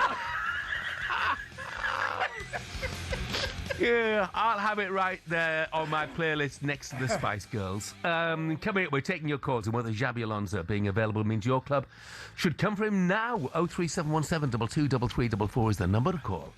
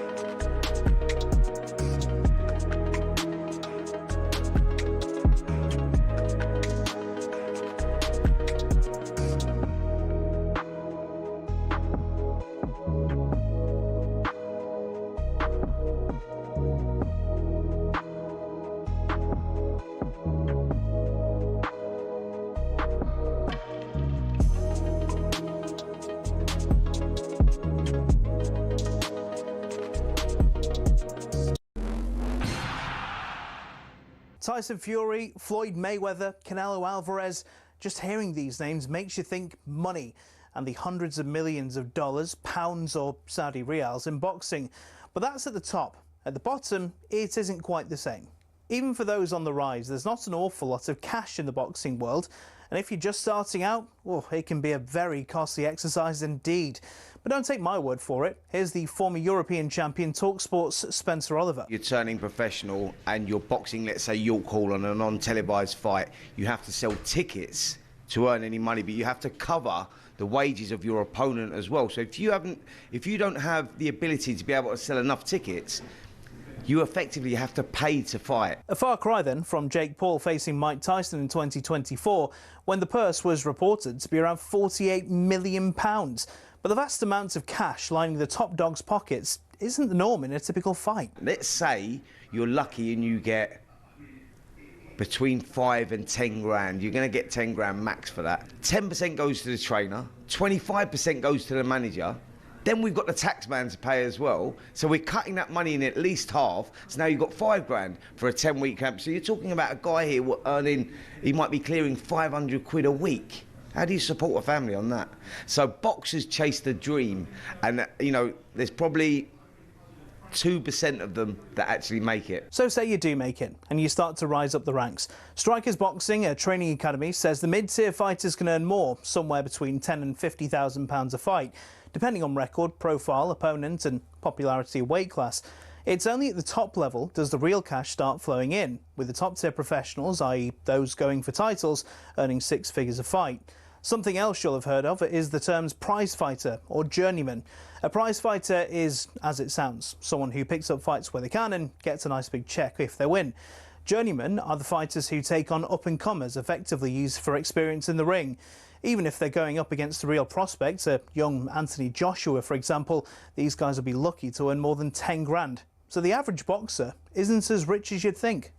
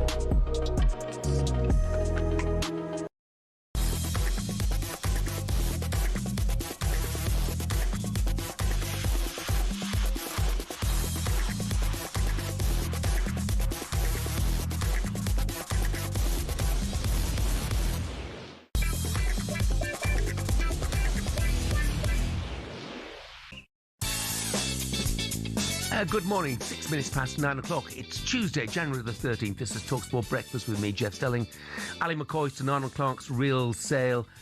Huge savings to be had on over 20,000 cars. And yeah, I apologise. It did happen. Lawnmower Death and Kim Wilde, Kids in America. It's on YouTube. I've had that confirmed. So my apologies to those that I didn't believe. Do I want to listen to it? No, I don't. Simon and Crawley downstairs. Get Ali to listen to a bit of Raging Slab. Oh, seriously, I think you're making them up now, I really do. OK, all change at Manchester United again. Michael Carrick is expected to be appointed any minute now as interim manager until the end of the season. His first 2 games, Man City and Arsenal. You can hear that Man City game live on talkSPORT. Of course, that's this Saturday. However, following Xabi Alonso's departure from Real Madrid last night, should we be talking about him as the next Manchester United manager? Or is he destined to return to Liverpool? This is turning into a disastrous season. What next for Manchester United? They're out of the FA Cup. Alonso is a fantastic manager, up and coming. He's got something about him. Manchester United right now would be silly not to go for him. I know he's a Liverpool legend from Liverpool's fans' perspective, but because he's not a Scouser, I don't have a problem with it. You can't have a Scouser, an ex-Scouser at Man United. We just can't. But realistically, is he an elite manager or is he just another one of these up-and-coming managers? We could get Ted Lasso in at Man United, it won't work. But for me, let's react to the news, because I think I would rather have Xabi Alonso tomorrow morning taking over our training session than Michael Carrick. I do not think, with the options that he will have, that he will say, yeah, do you know what, I'm going to go to Manchester United to ruin his legacy at that precious football club. Do you think some of the hierarchy at Manchester United at the moment might be scratching their heads this morning and thinking if only we'd hung fire a little longer? Yeah, I do. So what you're asking me then, do I think it was potentially a knee-jerk reaction caused by whatever? Yeah, I do. It cannot have been a thought-out decision, Jeff. It can't have been a thought-out decision, because if it was a thought-out decision, contingency plans would be in place right now. Don't you think so? Yeah, I do. In terms of Xabi Alonso, because of his Liverpool links, I don't see him ever going to Manchester United as manager. I'm with you on that one. Yeah, and I don't necessarily see Old Trafford fans accepting him either. And I'm with you on that one as well. Especially if they lost 2 or 3 under him. Yeah, I just don't see it. I really do not see it happening. I just can't see it happening. I mean, time will tell, but that's not to say that Xabi Alonso will not be in demand, because he will be in demand. Oh, sure to be. Because he's proved he's excellent, particularly his job at Leverkusen. Where he was absolutely outstanding. Yeah. And we had a text earlier on saying I don't think he's Premier League level. I think that's completely wrong. I don't agree with that either. That he very definitely is. Of course, inevitably there will be links with Liverpool, even though they've got Arne Slot in place, and even though they're in the top 4. Xabi said in the past that he would be open to return to Liverpool, not at Arne Slot's expense. He said that, previously. Let's head to the phone lines, though. Dave is a Liverpool fan. Morning, Dave. Good morning, Dave. Morning, lads. How are you? We're in good form, Dave. Thank you. Mate. Yeah, good. What are you thinking about Xabi Alonso, then? No, there's more chance of me getting my great-grandmother's Jimmy Shan records out. I'm sorry, no, it won't happen. I was in Manchester for 10 years, 80 to 90, working at Granada, and it was hilarious with even Aston Villa were winning the league, and they had half a team of scouts and the scouts manager. It's just ingrained. Xabi's a semi-scout South End lad from Egberth, and that'll be his one day. I think with United, there's too much infighting. It's like Newcastle. It took them years and years.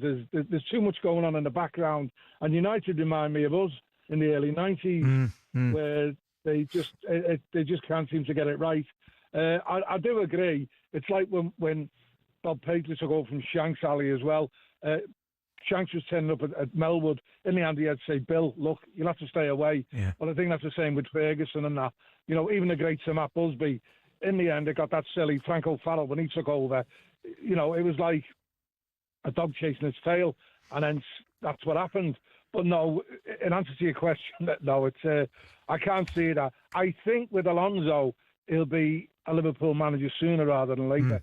What I can gather, what I'm hearing. Dave, it's funny. By the way, Ali, great. Sorry, Al. I was just going to say to me, you know something? I really think it's a really sensible call.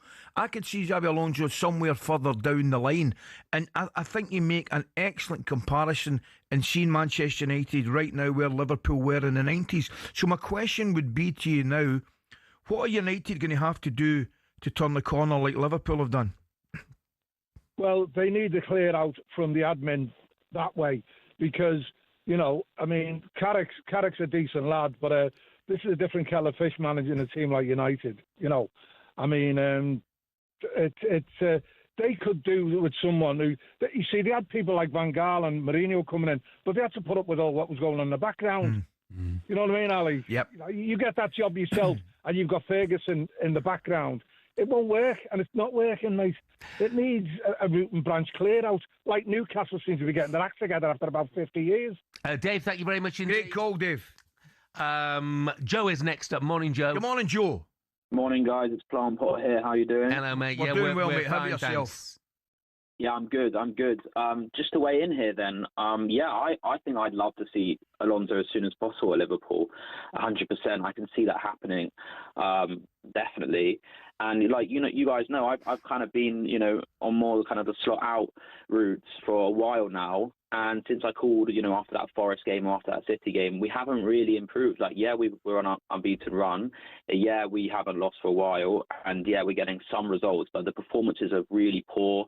The player relations are really poor. I'm seeing these press conferences. There's a bit of a mixed bag in terms of what he's saying. And I just think, Alonso would come in, would freshen up at Liverpool. We've got a top 4 charge. We've got an FA Cup charge to do. And hopefully we can see what the Champions League is saying. But I think it would be an incredible move for us. And I think, looking at Chelsea, looking at United, looking at Madrid, the standards they have are very high. They've all got rid of their managers. Obviously, I think probably Amorim's was warranted, maybe not Maresca, maybe not Alonso.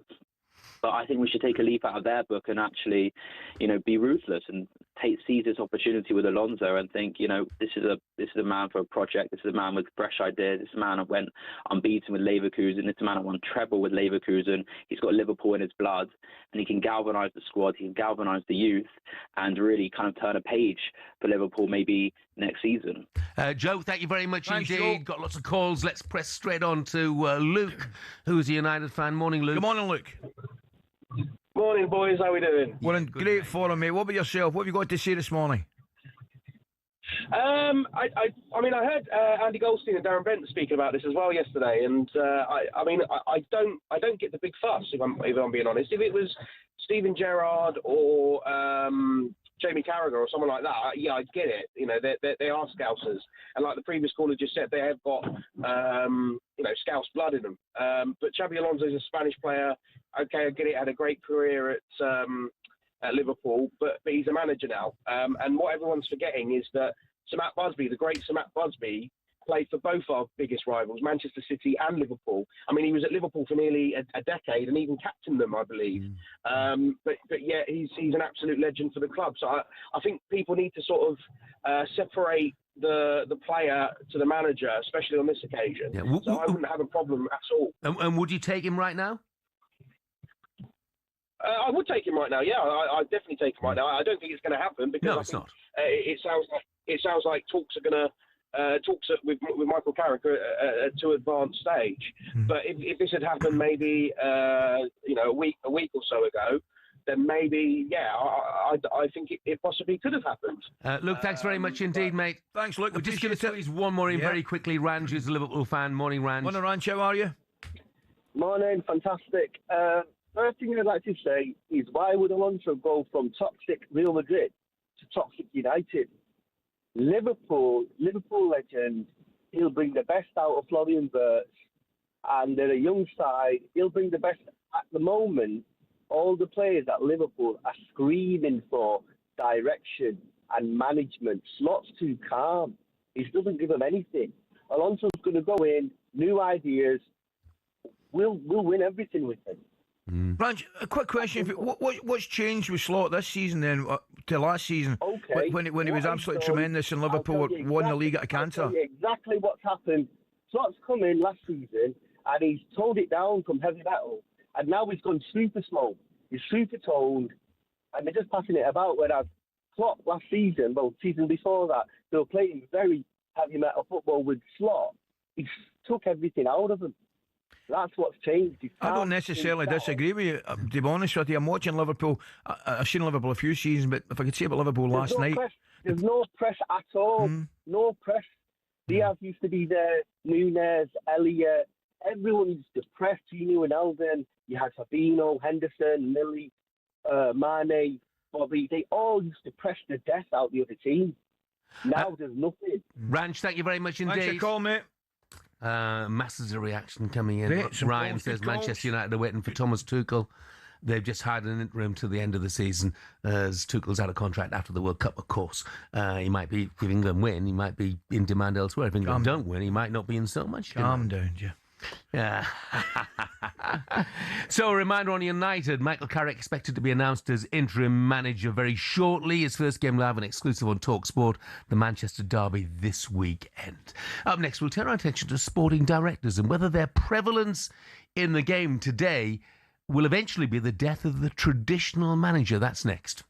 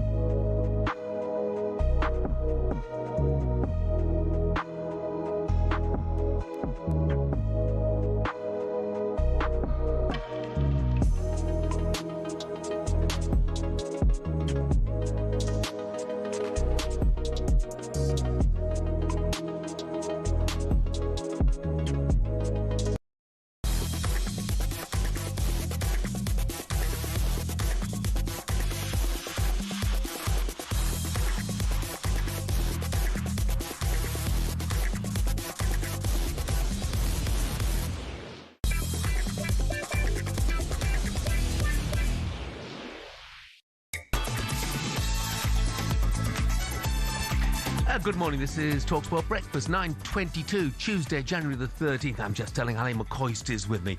Now, over recent years, sporting directors have come under increased scrutiny. Their names are more in the spotlight. Of course, they have certainly a huge amount more influence in football than they had a decade or so ago. Let's bring in a man who's got plenty of experience upstairs at football clubs. He was sporting director at Norwich for 6 years. Before that, at Huddersfield as well. Stuart Webber joins us now. Morning, Stuart. Good morning, Stuart.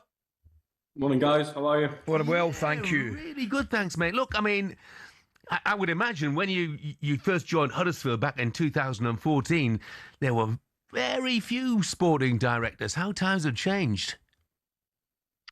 Yeah, absolutely. Yeah, it was. I mean, I'd worked under Damien Comolli at Liverpool, who at the time it was seen as a sort of big step in that direction. But yeah, when I went to Huddersfield 2015, I think it's probably one of the few. Maybe Dan Ashworth had obviously done it for a long time at West Brom as well. And yeah, other than that, it wasn't too many. But it was starting to come in then, because obviously it'd been on the continent for many years before that. Yeah, it certainly has. Now the question, it seemed like a natural follow-on that here in the UK would do that. Now, I'll use Manchester United as an example, Stuart. Now, I don't really know, and none of us really know what's going on behind the scenes, whether there was a fallout or not, or whether it was results that cost Ruben Amorim his job. But are we now at a stage, particularly with big clubs, where the Jason Wilcoxes of this world are more important than the Ruben Amorims? I don't think it's about being more important. I mean, these clubs now are huge. I mean, just look at the scrutiny that's on football clubs now at every level. And I think the days of one man being able to do it are gone. But even when I think we sometimes in England have this mystery figure around, whether Sir Alex or Arsene Wenger, but these guys always reference, whether it's David Dean or David Gill as well. So I think this mystery that one man can do everything, I think is really sort of wrong of us to think that anyway. Mm-hmm. It is collaborative. It probably always has been collaborative, but obviously we talk about 10 years ago when I started, the media demands now, the media scrutiny, the media interest, social media, etc., has probably taken it so far beyond now that we're constantly discussing things. And unfortunately, I suppose at that level, there's only one team can win. And when Man United haven't won since 2013, there's always going to be questions around them, right? But I don't think it's about who's the most important. It's not about that. Everyone's as important. But the most important fact is you have to be aligned and you have to be clear and have to communicate what the plan is and the idea so that you can then be judged against that. I think the issue come often, whether it's internal or external, is when actually it's not communicated what the plan and the idea is. I mean, Stuart, do you think, though, that perhaps there's an imbalance between the scrutiny that a manager or a coach comes under in comparison to that which a sporting director comes under? Yeah, I agree with that. And I've always been a sporting director, rightly or wrongly, I don't know. Sometimes I think wrongly, that has always spoken to the media. A lot of my colleagues choose not to do that or are asked not to do that. You'd have to ask them.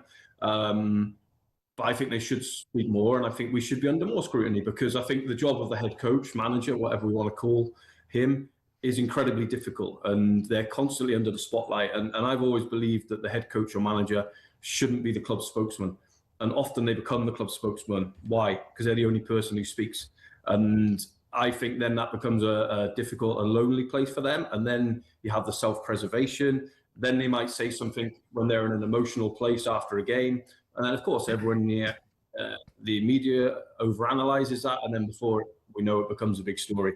So I agree, Jeff, there should be more scrutiny on everyone who's involved in the football club. There should be more scrutiny on players, the guys who cross the white line. Often a head coach, a manager, a sporting director sometimes gets more stick than a player who's underperforming, who's being paid millions of pounds, So I think, everyone's in the limelight, everyone's paid a lot of money, there's a big responsibility. So everyone should come under more scrutiny in that regard. Tell me, Stuart, where is the perfect balance? Because clearly the relationship has to be good. It has to be an excellent working relationship.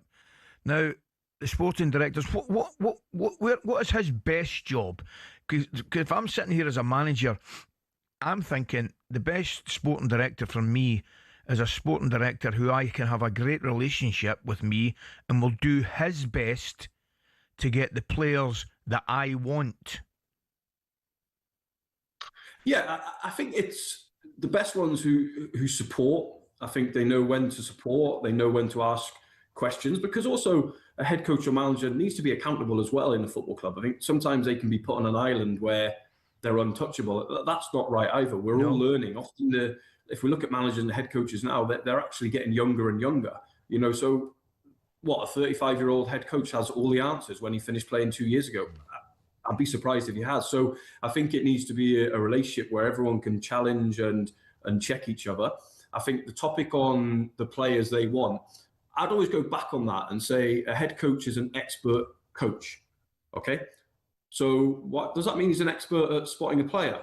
I'd argue not. Would I want a head coach I'm appointed to go to Brazil for a month watching players in South America rather than coaching the team? Absolutely not. I want him coaching the team non-stop, developing our players. So I think if you look at the money involved now, put that responsibility on one man, at the head coach, to say, right, go and pick a 60 million euro signing from Brazil. I think we're living in cloud cuckoo land, thinking that that's the case now, you know. But I think what has to be crystal clear, and this is a role of the sporting director, is making sure you find the players with the coach that fits the style of play that you've all agreed that you want to play and that you all believe in. But then also, and I think this is the most important point, Ali, and this is something I've always tried to do publicly, is if and inevitably when it goes wrong, because recruiting staff players in any walk of life is the most important, hardest and most important bit is recruitment. When it doesn't go right, you have to take account for that. And I don't believe the head coach should be the one who gets the sack for that or the one who gets all the criticism for that. But likewise, do I think it should always be the sporting director who gets the stick when something goes wrong as well? No, because in the end, these organisations are so big now. It has to be a collaborative approach. Yeah, I'm really interested here, Stuart. I beg your pardon, Stuart. I'm enjoying the conversation, and I'd love more time. But my final question to you would be this: are we seeing, in the process of seeing, the death of the old-fashioned football manager?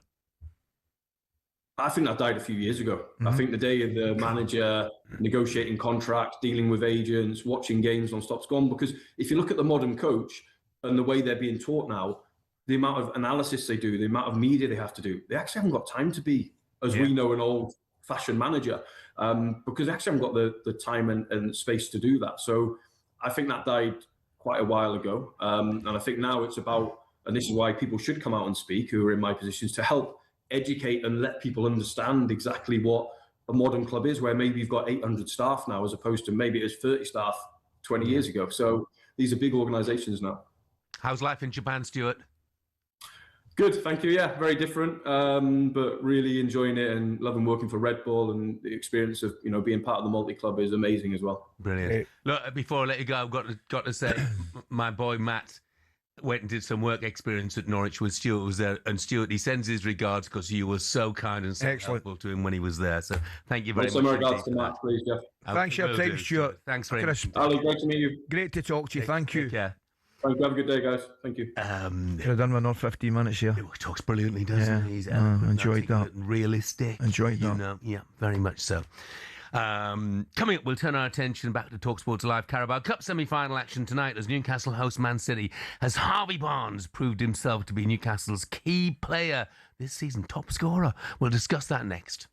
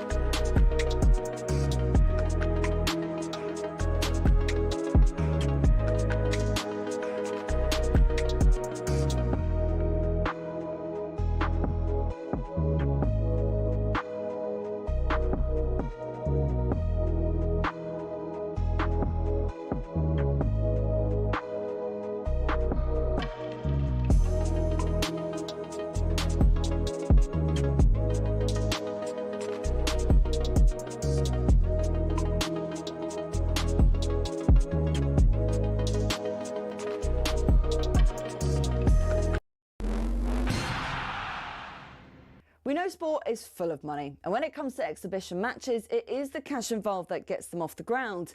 But that's what makes it even more annoying if the event falls flat. When Mike Tyson fought Jake Paul, 65 million people streamed it on Netflix, but many people complained of buffering and freezing, and the fight itself wasn't that great either. So fans got shortchanged, while Tyson and Paul took home around $60 million between them.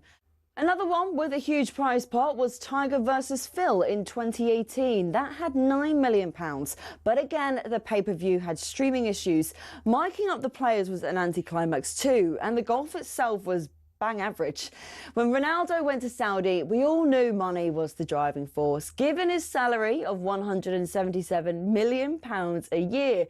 But then they thought, let's get Messi over for a game. So we had PSG versus the Riyadh All-Stars. Both the GOATs were past their best, but PSG still lined their pockets, charging fans a few pounds to watch it on their official channels. Although it wasn't quite as bad as the 75 quid pay-per-view where Mayweather fought McGregor. I feel like what we really need is constantly high-quality action delivered to you for free. And that, my friends, is called talkSPORT.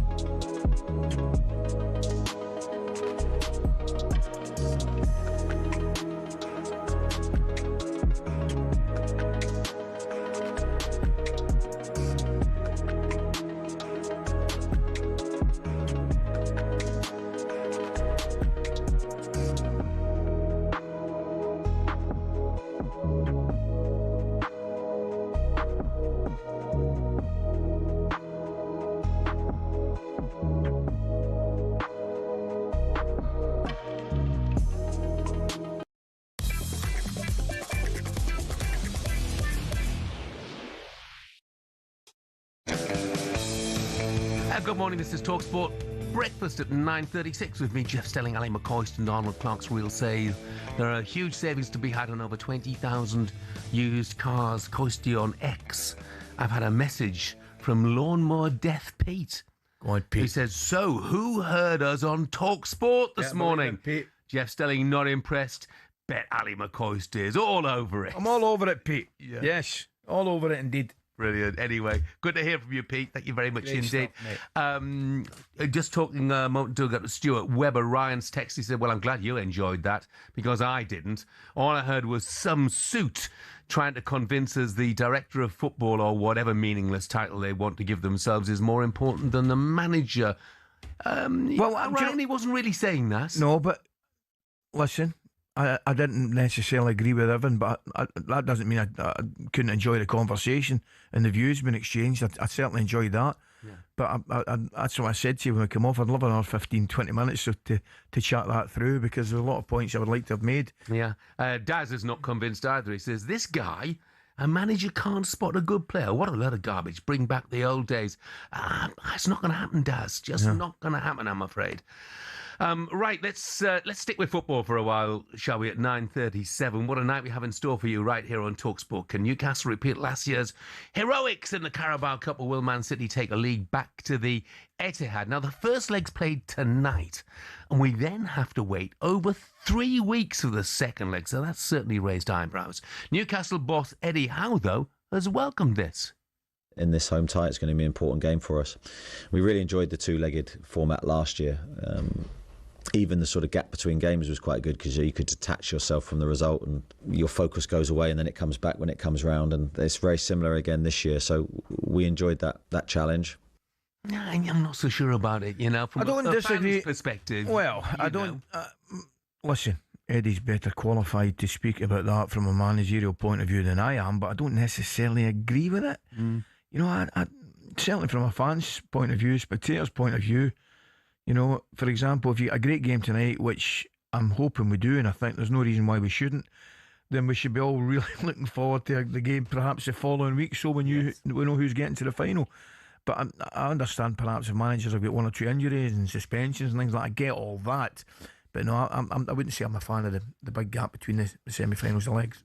Let's get a bit more on the game tonight, shall we? Let's cross to the former Newcastle midfielder, Lee Clark. Morning, Clarky. Morning, Clarky. How are you? Morning, lads. I'm great. Hope you are well. Oh, yeah. Looking forward to this. I mean, Newcastle's fantastic home record. They need to take a lead. We know they need to take a lead back to the Etihad. I'll tell you what, though, Clarky, who would have guessed at the start of this season that Harvey Barnes would have been the top goal scorer for Newcastle at the moment? Yeah, he's on a terrific run, Jeff. His goal contributions are huge. He finishes as good as a striker when he gets in those positions, to be honest with you. He's got quality and he's been really consistent, and especially this last week, the last 2 home games have been edge of the seat stuff, both of them, the results and how they've gone about the results. So, and Harvey's played a huge part in that. I tell you, Clarky, we're talking about the home forum. It's been tremendous recently. I think unbeaten. I think it was 13 they said actually. Yeah. But we speaking earlier on, mate. What about arguably 2 of Newcastle's best performances in years, man, with the both legs against the Arsenal? Yeah, absolutely, Ali. That was it, and that's what gives us hope tonight. And as you say, in 3 weeks' time, it's a long way to wait for the second leg, but that's what we've got to do. We've got a good record at home, like you say, 13 unbeaten, 11 wins in that run across all competitions. And, we give City tough games. Pep always talks about it in the pre-match stuff leading up to these games, that it's a really tough place to come, St James's, with the quality of the side, but also the atmosphere that the fans will create, and that's what will happen again tonight. Yeah, I mean, I mentioned the fact that obviously it's important to take a lead back to the Etihad. But what an opportunity with the City defence, their issues at the moment, without Guardiola, without Diaz, without John Stones. I mean, this is one heck of an opportunity, isn't it? It is, Jeff. I think I'm really confident about the game. City do have issues at the back. We do as well. I think we've only got 4 fit senior out-and-out defenders. Lewis Miley's gone in there in the last couple of games and just looked so accomplished. It's untrue. But, he's a central midfield player, in the main. But, yeah, City, unbelievable team. But we go on the front foot at St James's against them. We don't do the low block scenario, see if we can hold out. Eddie's got a great game plan at home against them in the past.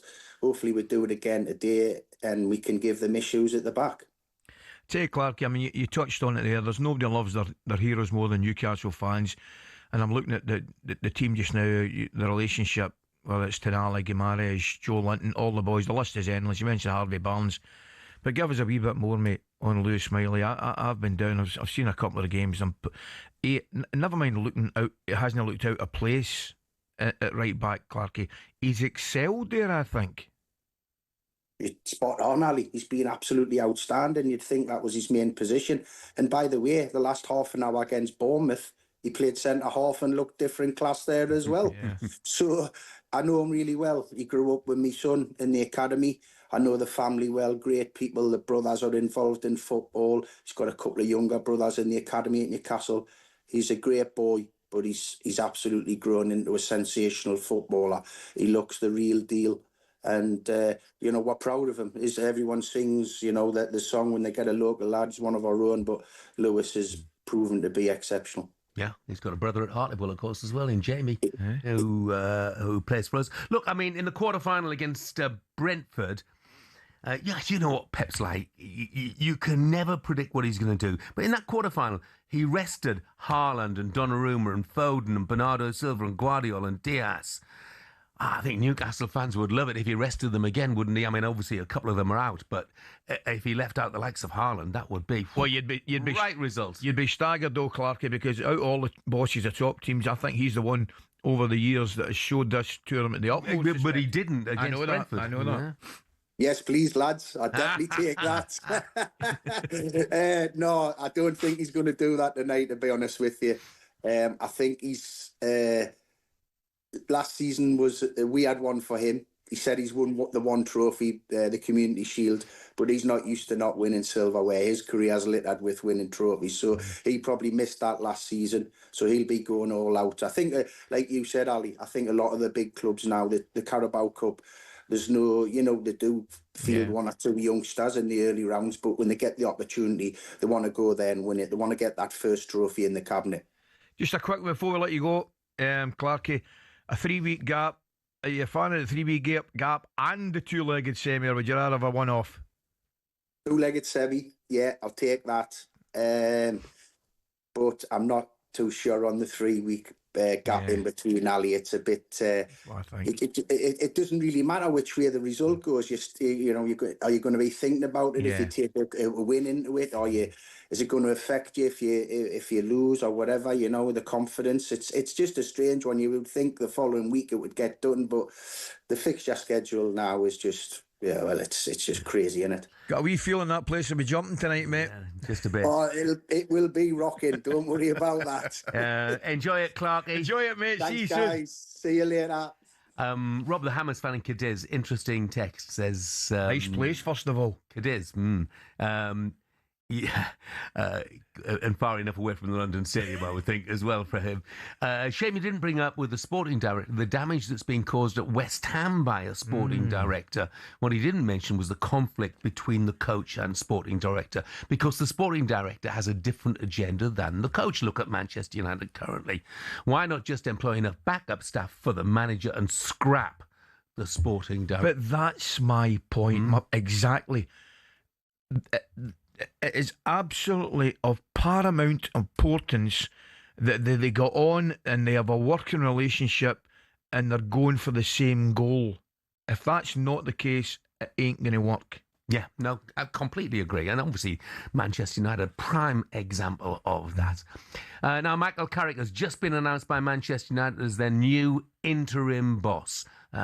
Confirmation of that. So he's there until the end of the season, got his own backroom team as well. Understand includes Jonathan Woodgate. Coming up, we'll ask Ali, how many managers in the world right now could handle the current Real Madrid squad after Xabi Alonso was sacked yesterday?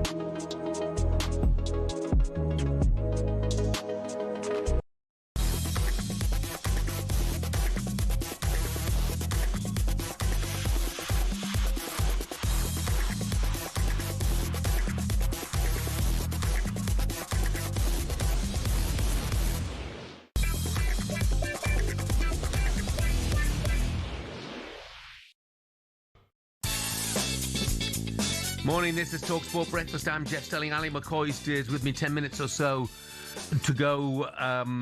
Michael, the Millwall fan, says, tell Rob, the West Ham fan, we'll see him next season. Thank you very much indeed, Michael. I'm surprised he's given up on promotion, has he? Well, that's a very good point. Sounds like it, doesn't it? Very good point.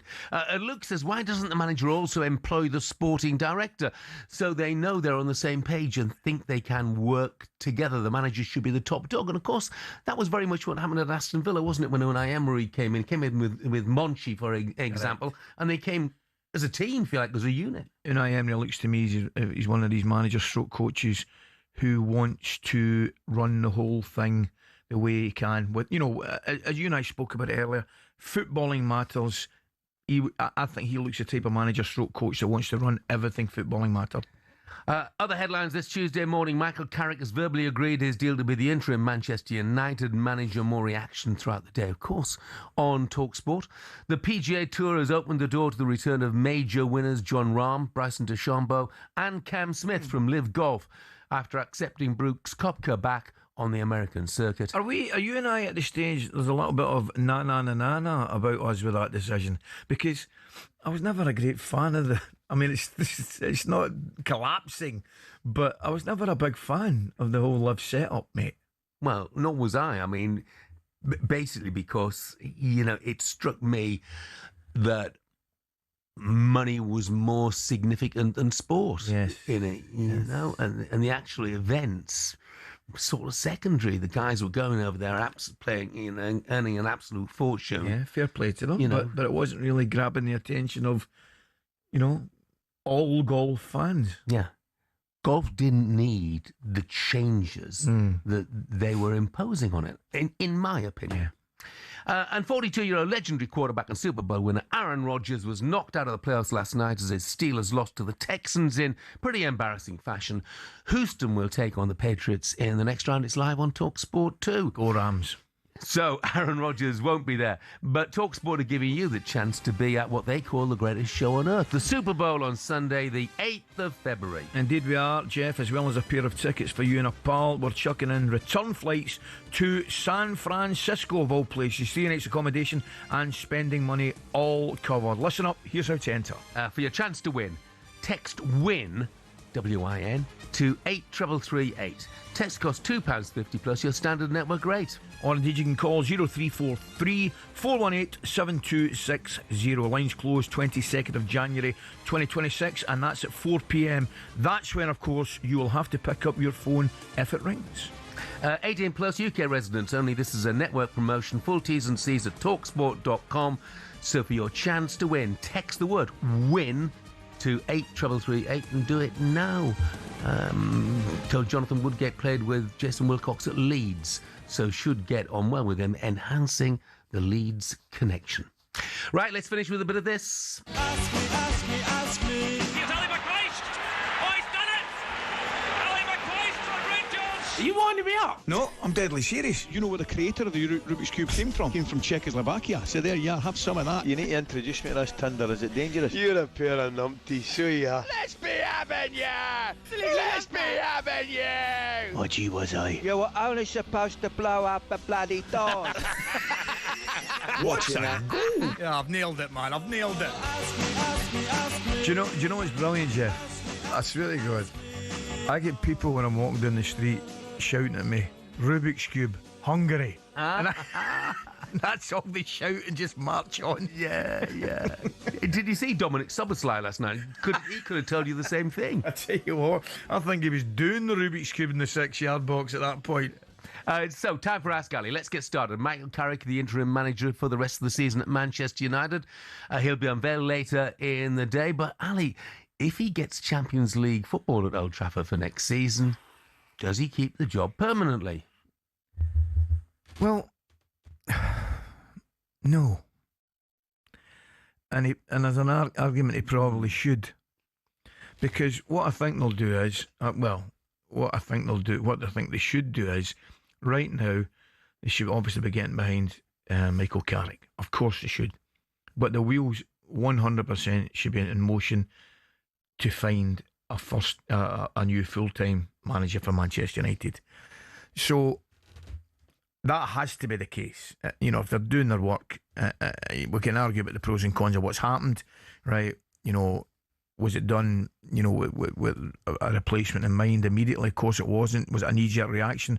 I don't know about that. But what I did say was I thought Ruben Amorim, if he was going to get replaced, would have been done earlier, and not done right now with no full-time manager coming in as a backup. So they will have to, while Michael Carrick's in the position, look for a full-time manager, right? Now, in doing that, they're going to have to offer him the job, right? So, in offering him the job, and he accepts the job at the end of the season, that would indicate it doesn't matter what Michael Carrick does in terms of him getting the job at the end of the season, because he's not going to get it. So, logic would tell me that Manchester United, in their search for a new manager, will get one, will have one lined up for the start of the season, and it doesn't matter what Michael Carrick does in terms, of course it matters what he does, but it doesn't matter in terms of him keeping the job, what he does. But the Champions League is for Manchester United at the moment the holy grail, if you like. And you're saying that even if Michael Carrick gets them there, he's out. Due to the reason, if Manchester United are doing their job and they are looking for a full-time manager, he will be in place for the start of the season. Are they going to go to whoever it may be? We'll just throw a name, throw Alonso into the equation. Xabi, we've got this job for you, right? We want you to join at the end of the season. Michael Carrick's got at the end of the season, smashing. Michael Carrick then does really, really well, gets Champions League football. Xabi, we've changed our mind. That can't happen. No. It can't happen. No, I mean, and that's why I just feel like they put themselves in an impossible situation. And Sam's texted in something else here, which is another strand to all of this. He said, lads, I don't understand how interim coach works. Surely if there are players out of favour, they just down tools, knowing this coach isn't going to be there in 6 months' time. And there is an element of truth in that, isn't there? Of course it is. Listen, I keep saying, I met those two lads, lovely lads coming out of Old Trafford. And you couldn't help but feel they're actually perplexed. You can see they're stunned at what's happening at their club. Because, I mean, we've spoke about it at great length. Leadership, direction, it's not there at this moment in time. You can't replace an interim manager with another interim manager with a view to get a full-time manager in 4 or 5 months. That just doesn't send out any kind of message of organisation or direction at all, Jeff. Yeah. No, it's a mess at the moment, but these are interesting times ahead as far as Manchester Giving us plenty to talk about, haven't it certainly has. And best of luck to Michael Carrick. I think he's a good fella. Absolutely. And Jonathan Woodgate certainly. Yeah, I don't think there's any doubt. I want to wish him all the best because he's a great lad. But if you ask me the question, do I think he'll get the job? And I would say no. Brilliant. Yeah. No at the moment. Yeah, I think you're right. Okay, don't forget, Big Al's back tomorrow. So is Ali from 6. Ali will be trying to push more death metal on his listeners. I'm off to Exmouth on Wednesday night. Safe travels, mate. A few tickets if you want to come along. Swindon on Saturday night. As well, love to see any of you there. He loves it, doesn't he? He loves it, me Ed. Thanks, DJ Ed. I'll see you next Monday. Up next, it's Jim White and Simon Jordan. But let's give the final word to Lawnmower Death, Ali's favourite, and their cover, it does exist, of Kids in America. Everybody live for the music, alright.